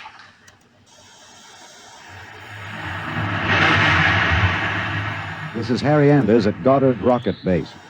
The Harrison Munch reactor engine for the first third-stage rescue is being tested here at Goddard. You can hear the roaring of the gases in the test chamber behind me. The work has been stepped up as a new calculation based on the increased temperature reading from Macmillan's ship indicates that the exhaustion time will be some 6 hours earlier than originally estimated. The margin of rescue will be in minutes. Air very bad. Better hurry. Can't last much longer. Silly, of course you'll hurry. But I don't want anyone feeling sorry for me. I've seen the stars clearly. But more than this, I've seen the Earth. There where I have lived and loved. I have known it better than any man. And loved it better. And known its children better. Goodbye. I have a better tomb than the greatest conqueror Earth ever bore. Do not disturb.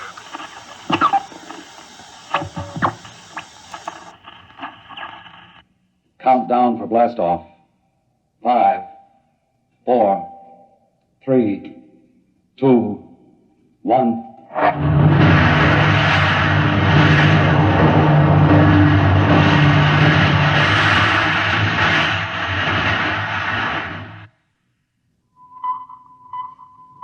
Anders, tape 323.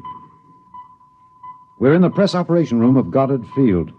The rescue rocket has been aloft 53 minutes plus. Its calculated time of arrival is 54 minutes.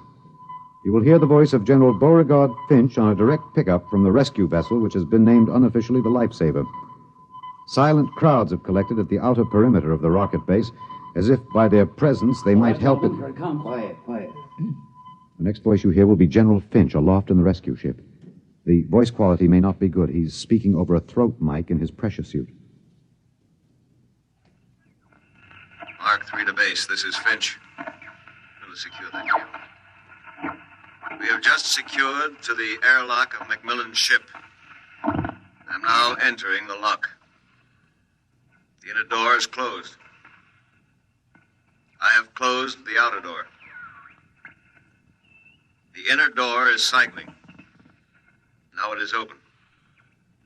Bring in those oxy bottles, will you? The bulkhead to the control room is open.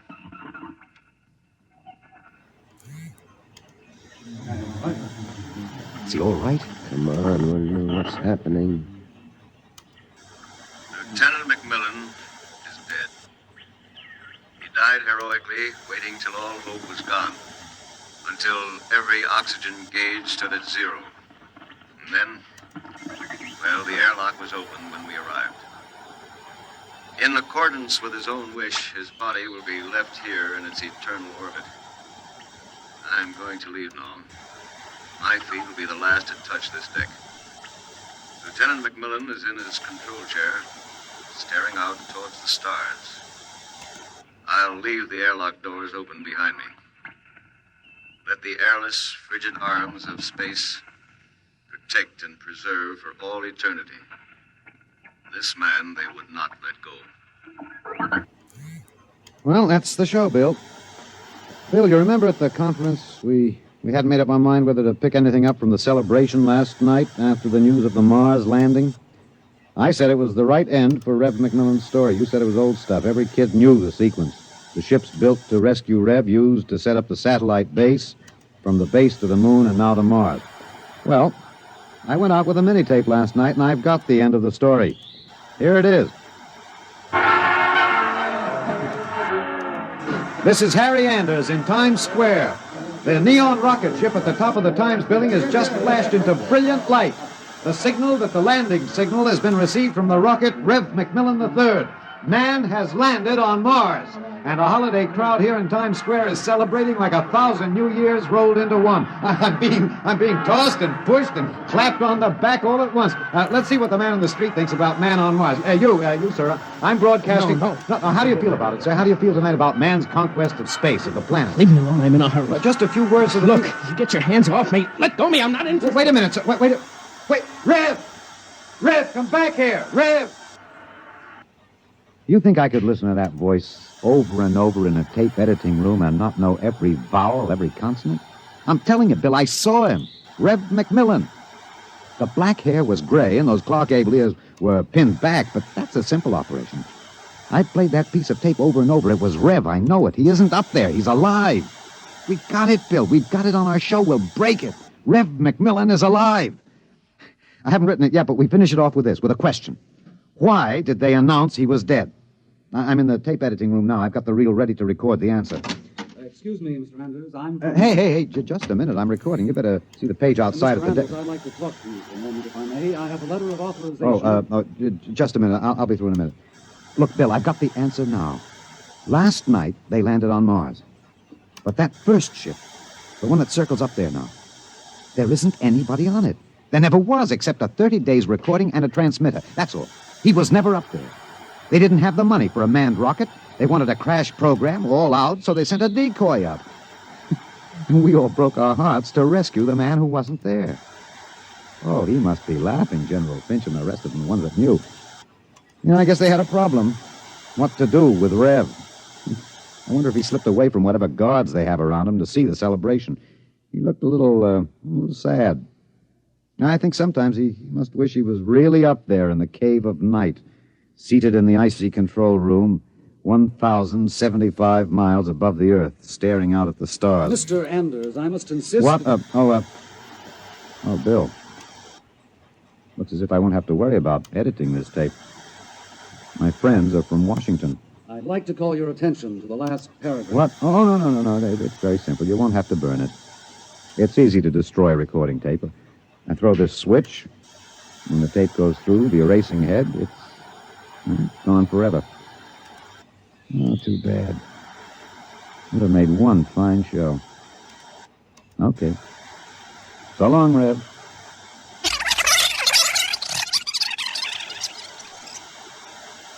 You have just heard X-1, presented by the National Broadcasting Company in cooperation with Galaxy Science Fiction Magazine, which this month features an exciting serial, Slave Ship, by Frederick Pohl. This is Walter O'Keefe, inviting you to listen in on the Nightline. Tonight, live the incredible life of ages yet to come, in a time that might be 1,000,000 years from now, on X-1.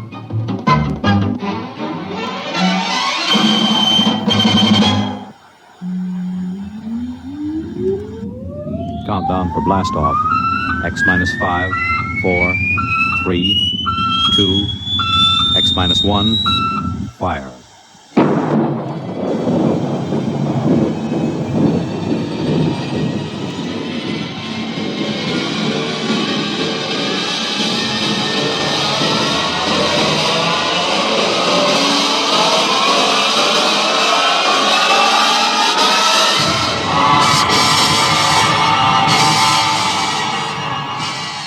From the far horizons of the unknown come tales of new dimensions in time and space.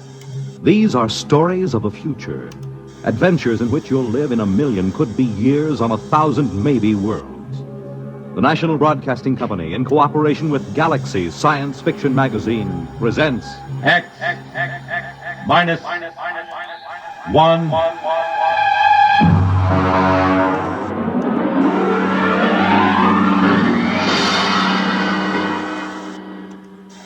Tonight, Point of Departure by Vaughn Shelton. But first, hear this. A garden party for a queen, and you're invited. A trip to Tokyo, and you'll go along. The Army football game at West Point, and you have a seat on the 50-yard line. These are just a few highlights of the weekend Monitor has planned for you. Tomorrow night, Jinx Falkenberg is your personal guide at the party being given for England's Queen Elizabeth in the garden of the British Embassy in Washington, D.C. Saturday, you'll be off to historic West Point for the great Army-Pittsburgh football game. And that excursion will be followed later in the Monitor day by a trip to Tokyo, where you'll visit the famed Japanese Kabuki Theater and the exotic Ginza nightclub district. Eleanor Roosevelt, Helen Hayes, Pat Boone, and Tony Perkins will be among the celebrities visiting Monitor this weekend. There'll be music, comedy by Phil McGee and Molly, Bob and Ray, features, news, and sports. So start your weekend right with Monitor on Friday night and stay with Monitor all weekend long over most of these same NBC radio stations.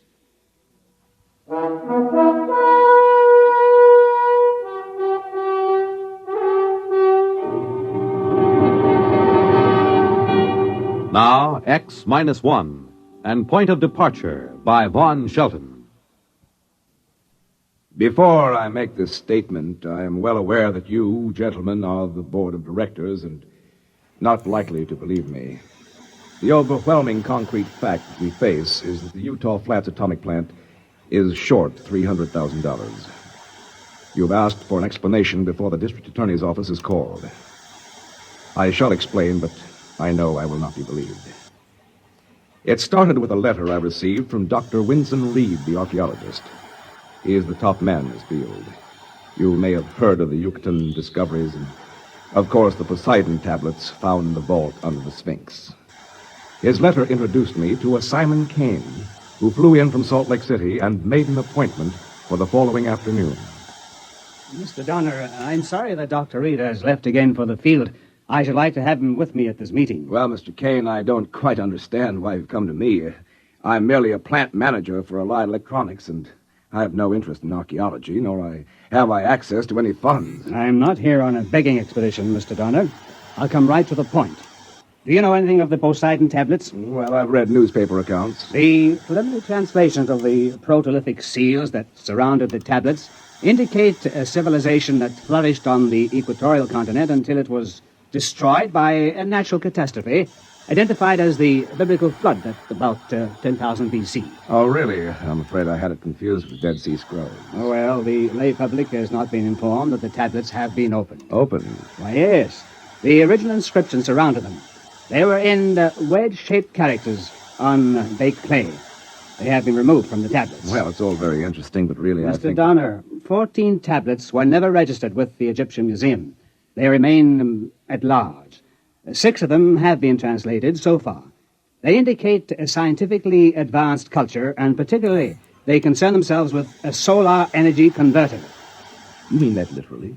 A power source from the sun? Yes. According to the preliminary translations, this solar converter delivers such fantastic power that it makes our nuclear source look as primitive as a windmill. And I suppose that's why you've come to me. Yes, we wanted to check the inscriptions against actual tests in the laboratory in a field. Well, I'm quite willing to have my engineering staff look over the plans and give you an opinion if it will help you in your research. Why, that seems quite fair. I'll bring them to your office in the morning.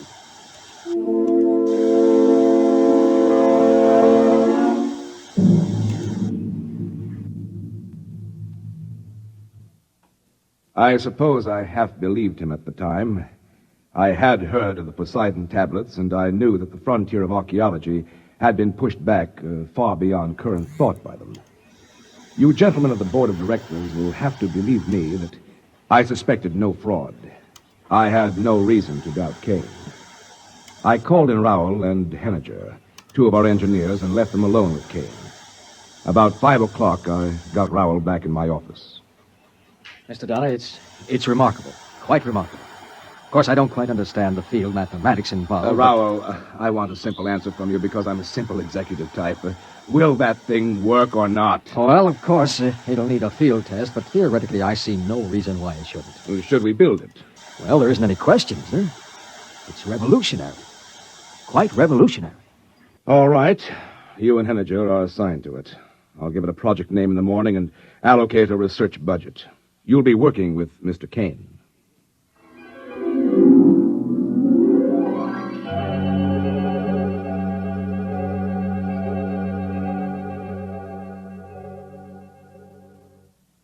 I took great care to protect the corporation's interests.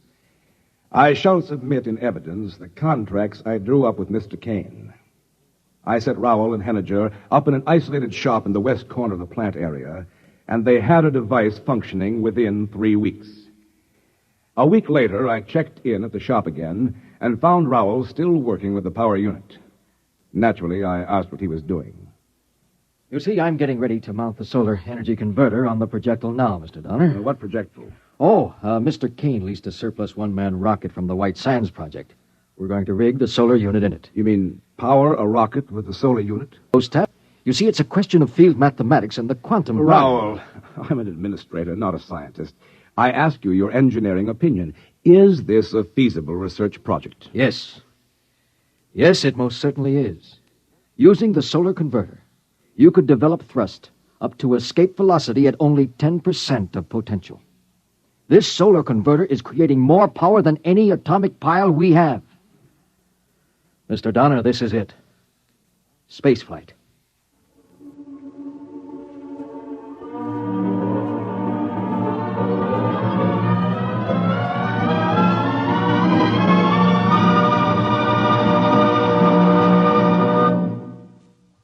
You are listening to Point of Departure, tonight's attraction on X-1. This is...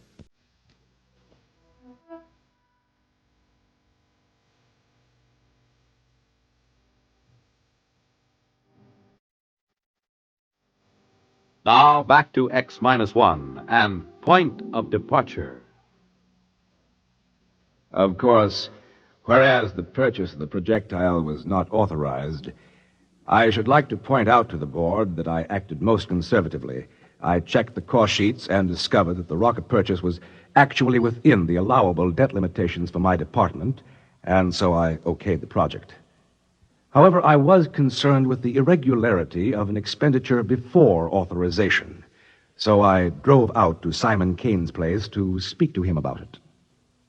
Oh, Mr. Donner, I'd like you to meet Porter Hayes. Hi, how do you do? No, look here, Mr. Hayes has agreed to fly the ship. Look, that's what I want to talk to you He's about. with the Pan-Columbian project, and he's flown all the other types that have been flown so far. This is the one that'll make history, Mr. Donner. This ship will fly anywhere in the solar system. Probably clear out to most other planets without even carrying a fuel supply. Best thing about it is the actual guarantee of a return trip. You know, those geniuses down at Pan-Columbia have plenty of ideas for getting you out there, but very few for getting you back. I've been showing Mr. Hayes the photographs of the original tablets and translations. You see, Mr. Donner, aren't they beautiful work? Kane, I want to talk to you in private. The cost sheets. Hey, Kane, where's the last tablet? There are only pictures of 13 here. That's right. The first 13 tablets take us through the construction of the unit and the ship and the inventor's 6 successful trial flights. The 14th hasn't been translated yet. It takes about a month to decipher each tablet. You do it yourself? Oh, no. That's a special study. My wife does it. She's an Egyptian scholar in her own right. Her father was Egypt's foremost antiquarian. I believe she's about to honor us with her... Nalja. I should like you to meet Mr. Hayes and Mr. Donner. How do you do, gentlemen? How do you do? How do you do? My dear, we thought you could give us a hint about the text of the 14th tablet. Are you far enough along? No, I am sorry. I have only just started. The language symbols are a little different from the others, and it is a bit difficult to read. Well, all I want to know is, when's the ship going to be ready? In good time. It's waited 12,000 years. A week or two more won't matter.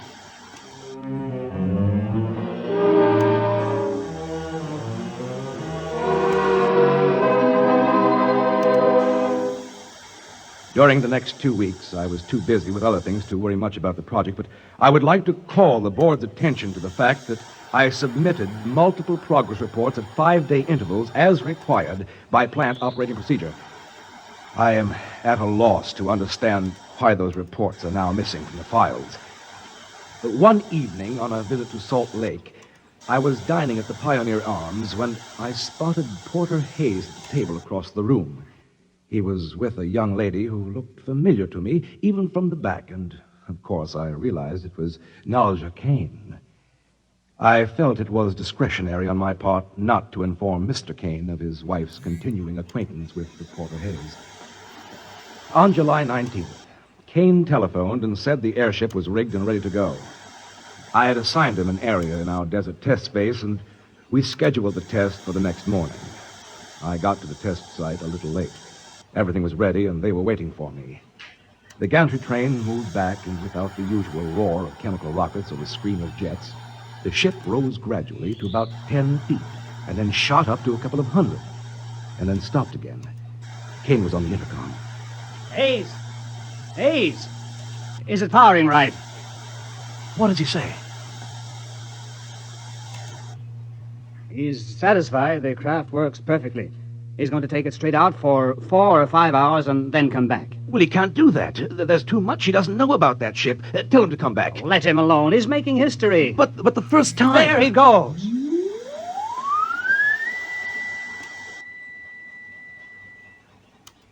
Well, I think I'll go down the road a few miles to get some breakfast. I'll be back shortly.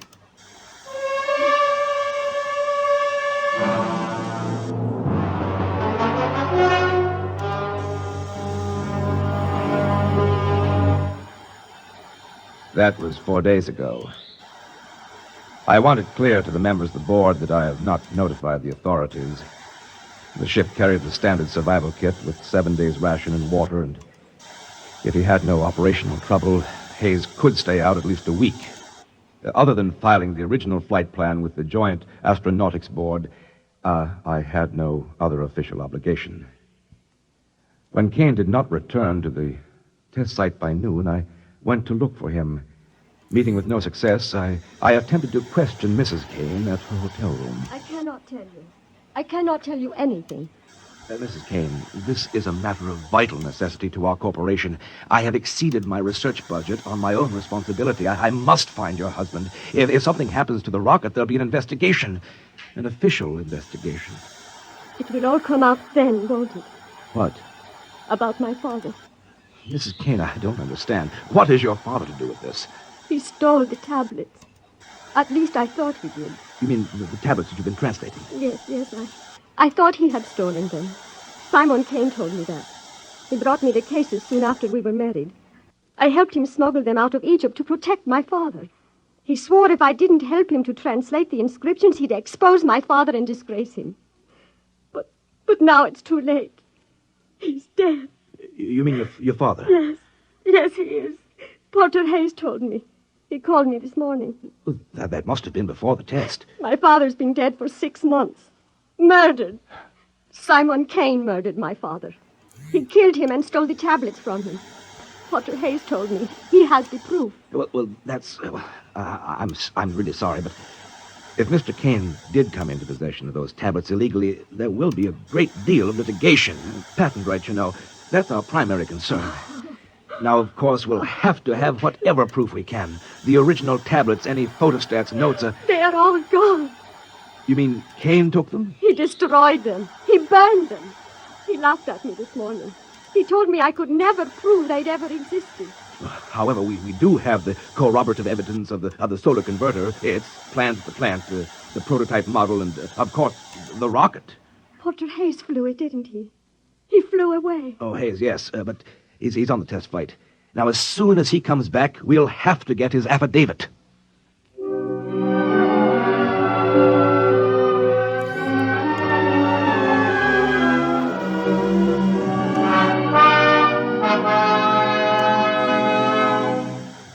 I'll admit I am at a loss to understand the absence from the plant files of all plans and prototype models of the solar converter.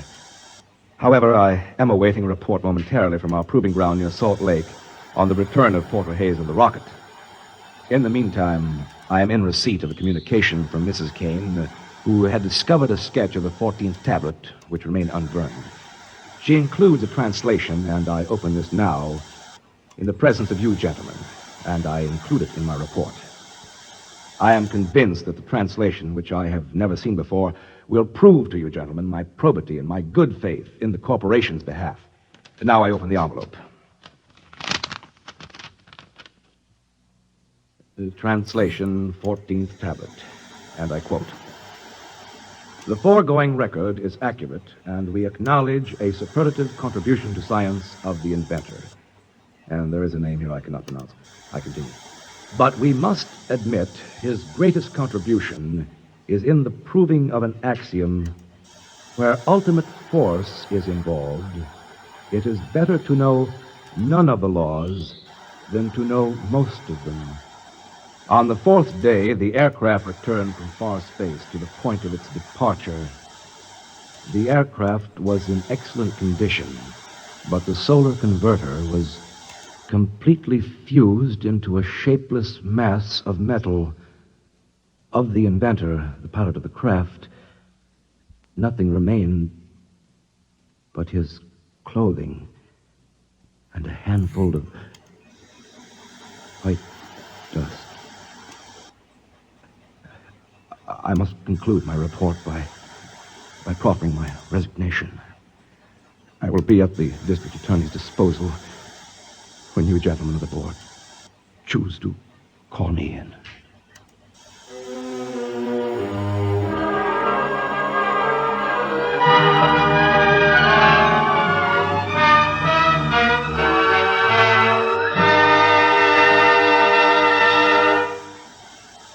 You have just heard X-1, presented by the National Broadcasting Company in cooperation with Galaxy Science Fiction Magazine, which this month features Willie Lay's factual account of the fascinating disappearance of the dodo. On with the dodo hunt. Galaxy Magazine, on your newsstand today. X-1 has brought you Point of Departure, a story from the pages of Galaxy written by Vaughn Shelton and adapted for radio by Ernest Kenoy. Featured in our cast were Dean Lyman Almquist as Mr. Donner and Ilya Braca as Mrs. Kane. This is Fred Collins. X-1 was directed by George Voutsas and is an NBC Radio Network production.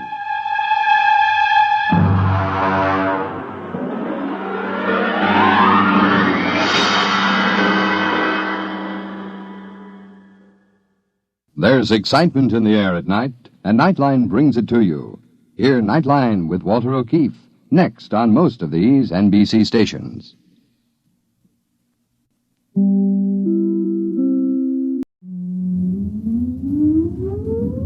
Countdown for blastoff. X-5, 4, 3, 2, X-1, fire.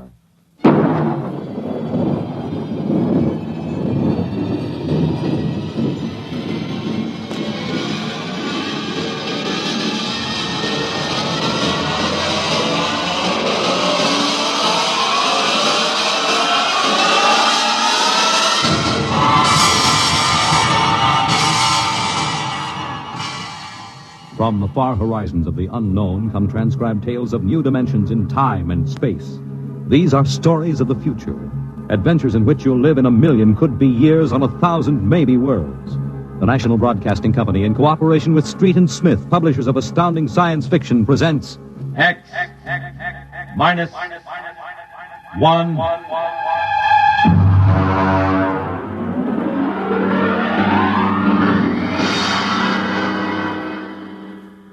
Tonight's story, The Outer Limit, by Graham Dorr.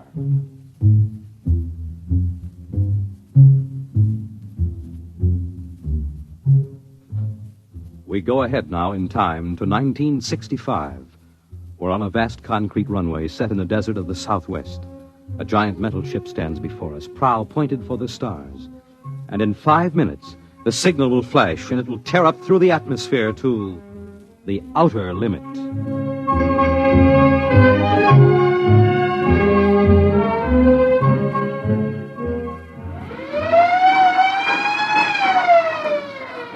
Attention! Attention! Clear field for takeoff! Clear field! 5 minutes, Steve. Right. Warm her up, Charlie. I want to go over procedure again, Steve. Don't worry, I got it straight. We'll just make sure. Okay, I take her up on jets to 50,000, then I cut in the rockets. No lower, or your tail blast will burn out 3 counties. I climb 4 minutes on rockets, then start maneuver tests. Remember that, no more than 4 minutes. The ship isn't like those strato rockets that you've been testing. She's the first one built for outer space. If she works, you can go clear to the moon. If I'd have known, I'd have brought my toothbrush. Not this good. Now get this, Steve. You've got power there to clear the Earth's gravitational field, but remember, after you cut in the rockets, you've only got 10 minutes fuel. If you go beyond the outer limit and don't save fuel for the return, you won't get down again, ever. You'll drift out into space. Get that now. 10 minutes fuel. Okay. As far as I'm concerned, this project is a lot more important than that cosmic ray bomb that they're testing out in the Pacific tonight. Well, the Security Commission brass doesn't think so. I don't see any undersecretaries under anything. Don't you worry, Steve. In the long run, our ship will make the CR bomb back page stuff. But in the meantime, it's just as dangerous. Now remember, half the principles in this ship are pure theory, slide rule stuff. If anything goes wrong, we may have to scrape you off the landscape with a soup spoon. You have a charming sense of humor. Here's what I'm getting at, Steve. We're risking your neck in this test. Anything blows, we don't want to have the next man pull the same boner.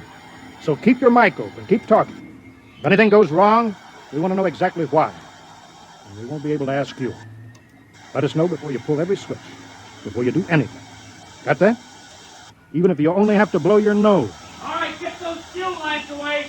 Well, I guess that's about all, Steve. Hey, that reminds me. If Mary calls, I'm just up on a milk run. I didn't tell her today was it.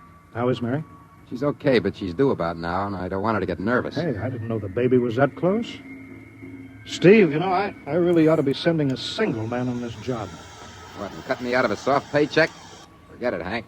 You know you can't get anybody else who can take 15 G's acceleration when those rockets cut in. Yeah, I know. It's time, Steve. Yeah.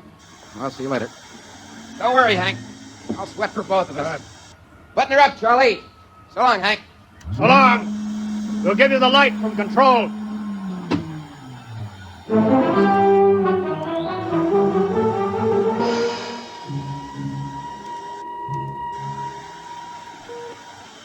X2 JTR to control. Are you there yet, Hank? Okay, Steve. I'm ready to go. Mr. Hanson. Ready on radar, Sergeant? Jack. Mr. Hanson, you better see this. What is it, Elsie? Message sent up for Steve. Mrs. Weston just left for the hospital. What? Hello, Steve. Yeah. Stand by a minute. Shall I hold it up, Mr. Hanson? Yes. No, wait just a minute. It's too late now. You going to tell her? Well, he's got enough to worry about. Hey, what's holding us up, Hank? Something on your mind? No, there's nothing, Steve. I just wanted to say good luck. All right, Charlie. Give him the light.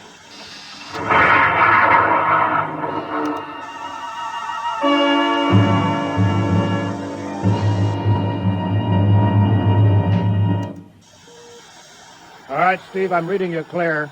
I'm at 20,000. Airspeed 600. It's running fine. Soundproofing works. There's a 3-degree waiver in the AGY pressure. Got that, Charlie? Check. Center on radar, Mr. Hanson. 50,000 now. Cutting loose the port jet. Now the starboard. Now I'm off jets. Airspeed dropping. Now I'm opening the rocket ports.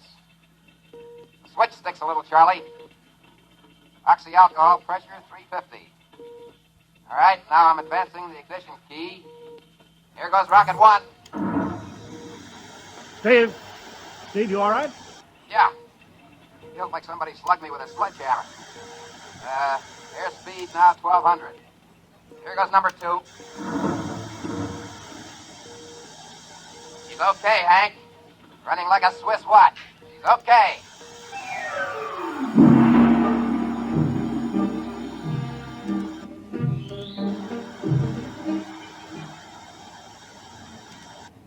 Hello, Steve.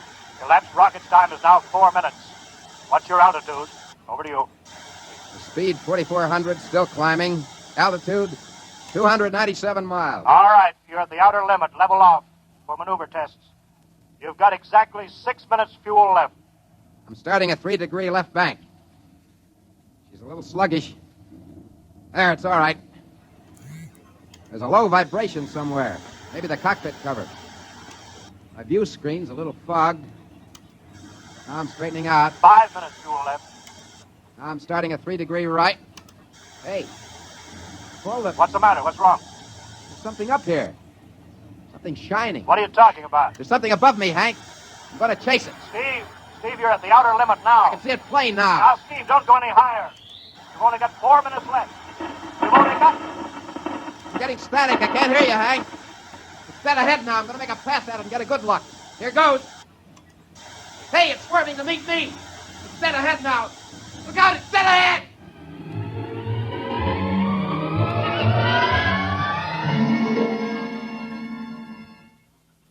Hello, Steve. Steve, come in. 9 minutes fuel gone. Still no sign. Hello, Steve. What happened? Charlie, get the crash squad out. Tell the Army squadron to alert their search plane. Right. 9.5 minutes gone. Hello, Steve. Steve, listen to me. What's happened? Where the devil is he? Hello. Come in, Steve. Steve, come in. Hello, Steve. Hello! Hello, Steve! 10 minutes. Steve! That's the end of the fuel.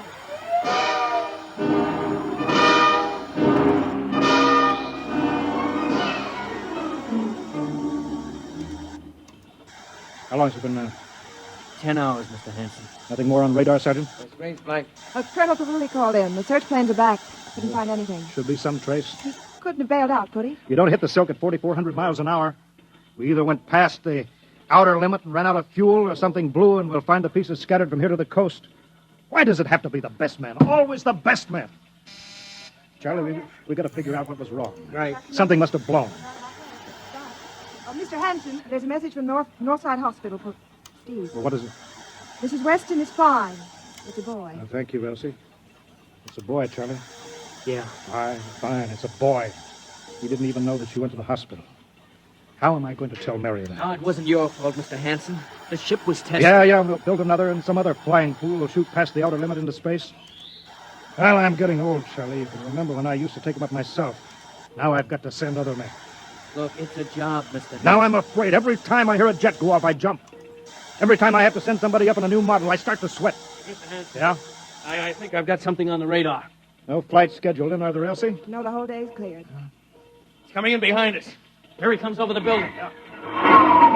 What crazy jockey is buzzing the field like that? Is that an Army plane, Charlie? I can't see.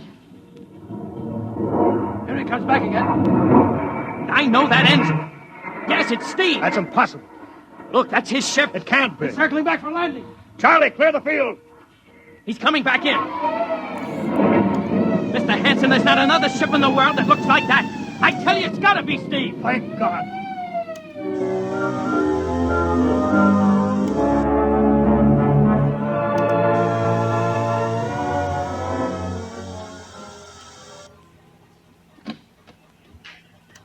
Right, sit down over there, Steve. The quicker we get this done, the quicker you get over to see Mary and the baby. Elsie, give the order to check and refuel the rockets. I don't want anybody in here until I get Steve's reports. Bury me close. All right, Steve, what's happening? What the devil happened? Hank, that cosmic ray bomb. Does it still go off tonight? What are you talking about? Straighten out, Steve. Where have you been for the last 10 hours? Listen, Hank, there's something more important. Now, come on. I've got to get a report on the screen to Washington, so let's have it, will you? I've got to know how you stretched 10 minutes fuel to keep you in the air for 10 hours. One thing before now, I talk. Look, Steve. Will you have the Geiger men run over the ship before they refuel? What did you run into? So help me, Hank, I don't know. We better check and make sure it isn't radioactive. Elsie, add a Geiger report on the standard check. Steve, maybe we better have the medics look you over, too. No, I'm all right. They said I'd be all right. They? Look, son, I know you've had a tough time, but we've had this field on the alert for 10 hours, boy. One of the Army boys cracked up looking for you, and he's hurt bad. So let's have the story. Let's have it straight. I don't know how to tell you, Hank. Hank, I saw something up there. At 300 miles? I chased something up there, Hank, and I caught it. Now, don't hand me that, Steve. Listen! I was cruising along, just starting the right bank when I spotted something. It must have been going about half my speed. It was, egg-shaped and smooth. I made a pass at it, and I came back for another, and then there was a humming sound. Humming? Sort of a vibration. And then I blacked out. I was headed straight for it at 4,400 miles an hour. I thought it was going to be the biggest smash since Hiroshima, and... Listen, is there a drink in that bottle? Yeah, sure. No? What happened? I came to inside their ship. Steve, this whole thing has been the devil of a strain on you. I'm going to call Major Donaldson from the Army base, ask him to sit in. The psychiatrist? Yeah, that's a good idea. Let him run his tests. He'll tell you I'm not kidding. Because, Hank, unless I miss my guess, I've just been tipped off to the way the world ends.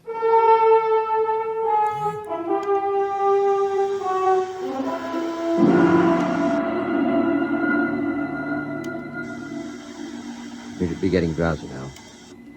Count backwards from 10. 10, 9, 8, 7, 6,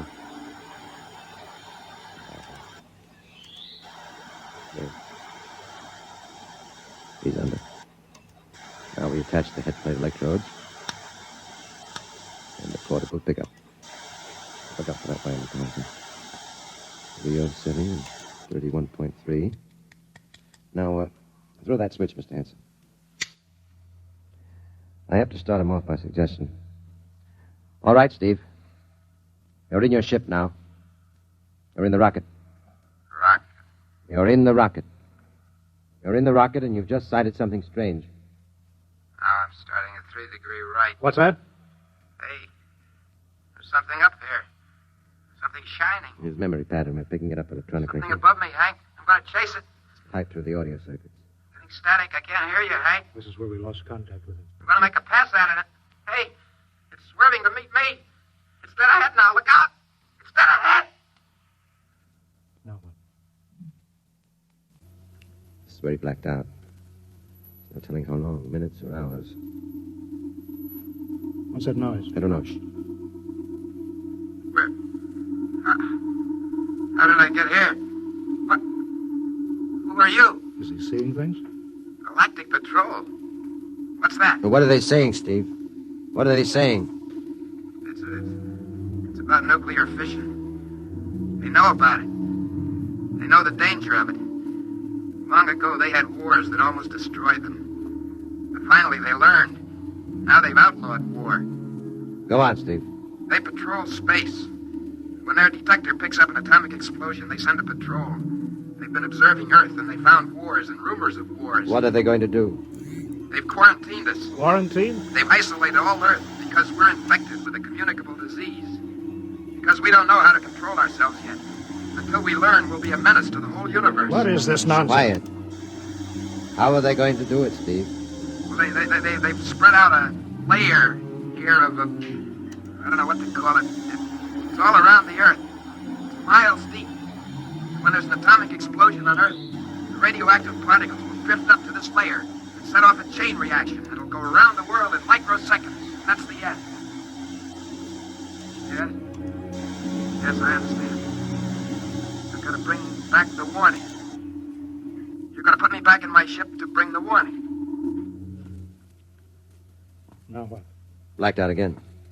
I guess that's all. What does all that mean? It's what he remembers.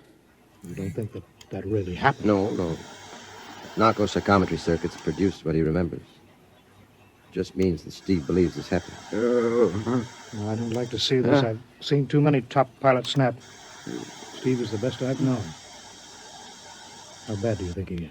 Well, frankly, outside of the presence of this well-organized hallucination, no signs of unbalance. May not be too serious. If you had a more plausible story, I'd be inclined to believe it. Warning. Hank. It's all right, man. Did you hear it, Hank? You understand? Sure. We've been quarantined. Yeah, let me give you something to make you sleep, Steve. Don't you understand? They fixed it so that if we set off one more nuclear explosion, we will have had it. Of course. Now, don't roll your sleeve out. You don't believe me? Now, take it easy, Steve. But the tests are setting off the cosmic ray bomb, Hank, tonight. What time is it? 11:20. Scheduled for midnight. Hank, we've got to stop that bomb. Let Donaldson give you the hypos. You got to believe me. I saw them. I got the warning. If we touch off the Q-bomb tonight, we'll be the biggest galactic 4th of July of all time. The whole Earth will go up like a Roman candle. April 10th, 1965, the end. Look, Steve, you better calm down now. Don't you want to see Mary and the baby? You've got a new son, remember? That's just it. I want to see my son. I want him to live. If the bomb goes off, Hank, we've got to stop it. Mr. Hanson, I think we better get over to the base house. Hank, you got to believe me. Sure, Steve. Maybe there's something to it. Look, it's out of our hands now, Steve. I'll put it in a report, shove it into Washington in the morning. In the morning? There won't be any morning, Hank. You've got to call Washington now. Get the head of the Security Commission and postpone the test. Now, you know I can't do that. My neck would be out a mile. Besides, this is 1965, not 45. 20 countries have the atomic bomb now. What's the use of stopping just this one? The rest will keep right on popping them off. Well, then we'll have to call an international conference. Can't you understand, Hank? The first one that goes off finishes us. It's the end. They've given us the quarantine warning. Steve, I think you'd better go with us to the base hospital. Look, Steve, we can call up for a detail if we have to. All right, I'll go with you. You don't need a straitjacket. That's the way, Steve. You'll probably feel better by morning. Let's go.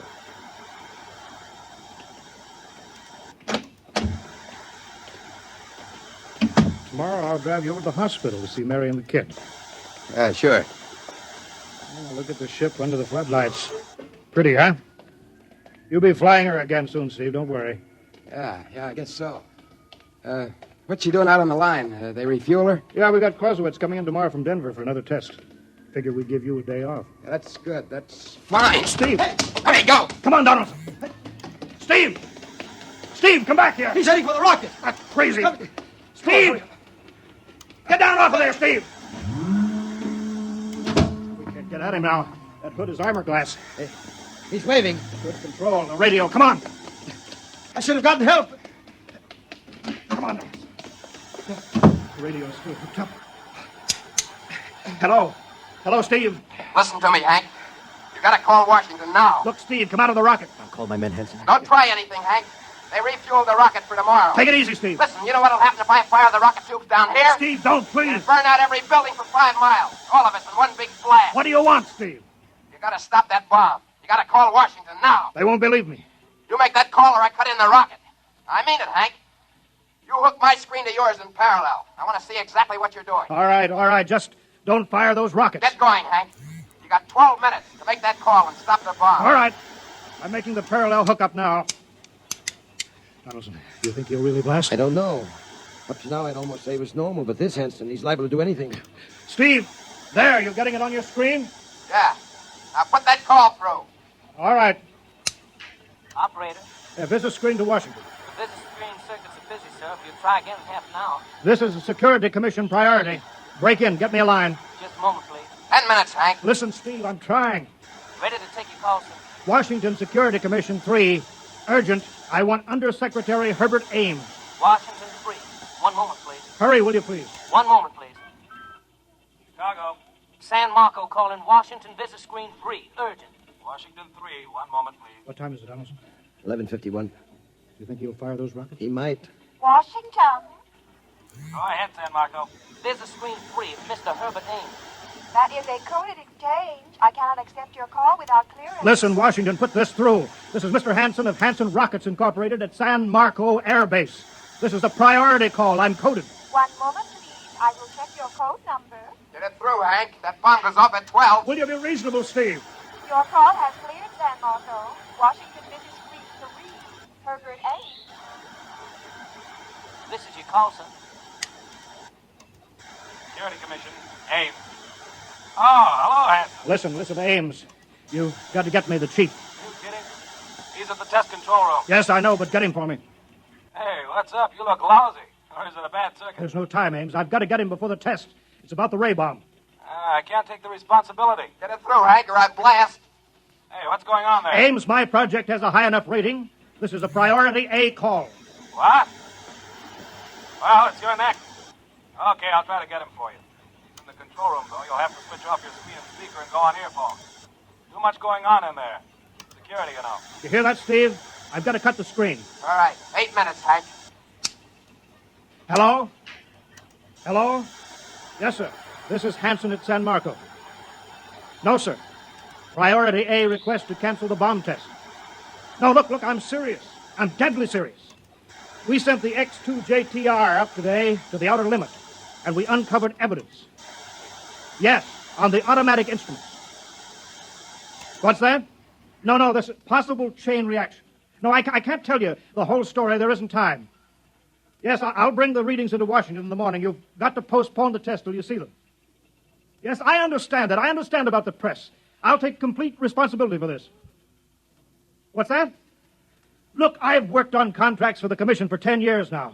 Yes, I have complete confidence in my information. You can record that. All right. I'll call you back immediately. Goodbye. Hank? He's agreed to cancel. The ray bomb won't go off. Thank God. All right, Steve. You can come down out of the ship.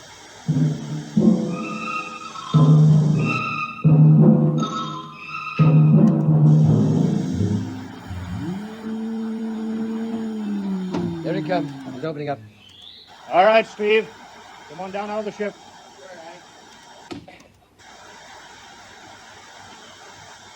Hank, I was scared. I was plain scared. All right, easy. It's all over. Bomb won't go off. Thank God. Hey, look. I want to see Mary and the baby. Can you get me transportation now? Hey, wait a minute. It's almost 12. They won't let you in the hospital now. I want to see the baby. Well, sure you do, but you've been under strain. I've got a shot here for you, Steve. Give you a good night's sleep. All right. Roll up your sleeve. Sure. Now, that'll make you sleep. Sergeant will find you a bed. Come on, Mr. Wilson. Well, good night, Hank. I am kind of beat. It's been a tough night.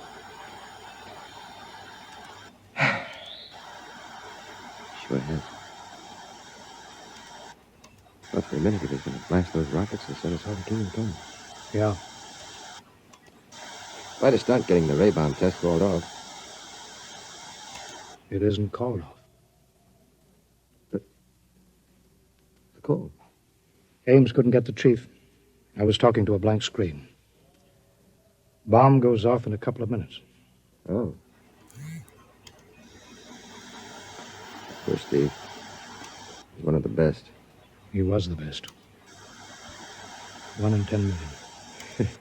Some story of his, poor guy. For a while, he almost had me believing that quarantine. That's a very common delusion. The end of the world. Last night, never saw the stars so bright. Better be getting in. The wind is cold. Bomb goes off in 30 seconds. Poor Steve.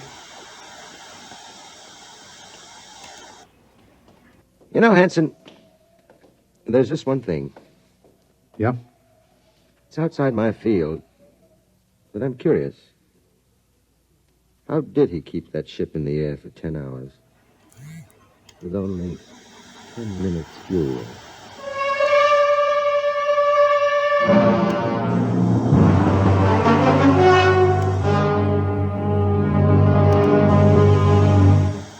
You have just heard X-1, presented by the National Broadcasting Company in cooperation with Street and Smith, publishers of astounding science fiction. Tonight, by transcription, X-1 has brought you The Outer Limit by Graham Dorr, as adapted for radio by Ernest Kenoy. Featured in the cast were Joseph Julian, Wendell Holmes, Joe DeSantis, Bob Hastings, James Dukas, and Freddie Chandler. Your announcer, Fred Collins. X-1 was directed by Daniel Sutter and is an NBC Radio Network production.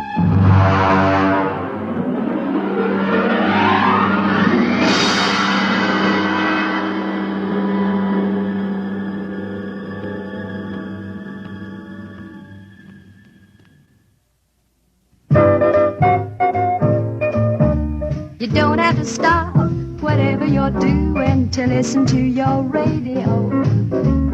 Though you may have a lot to do whatever you've got to do. NBC will still get through with music and drama, a life panorama. NBC's always got something brewing. Listen and you'll agree that there's always a smile from a twist of the dial to radio.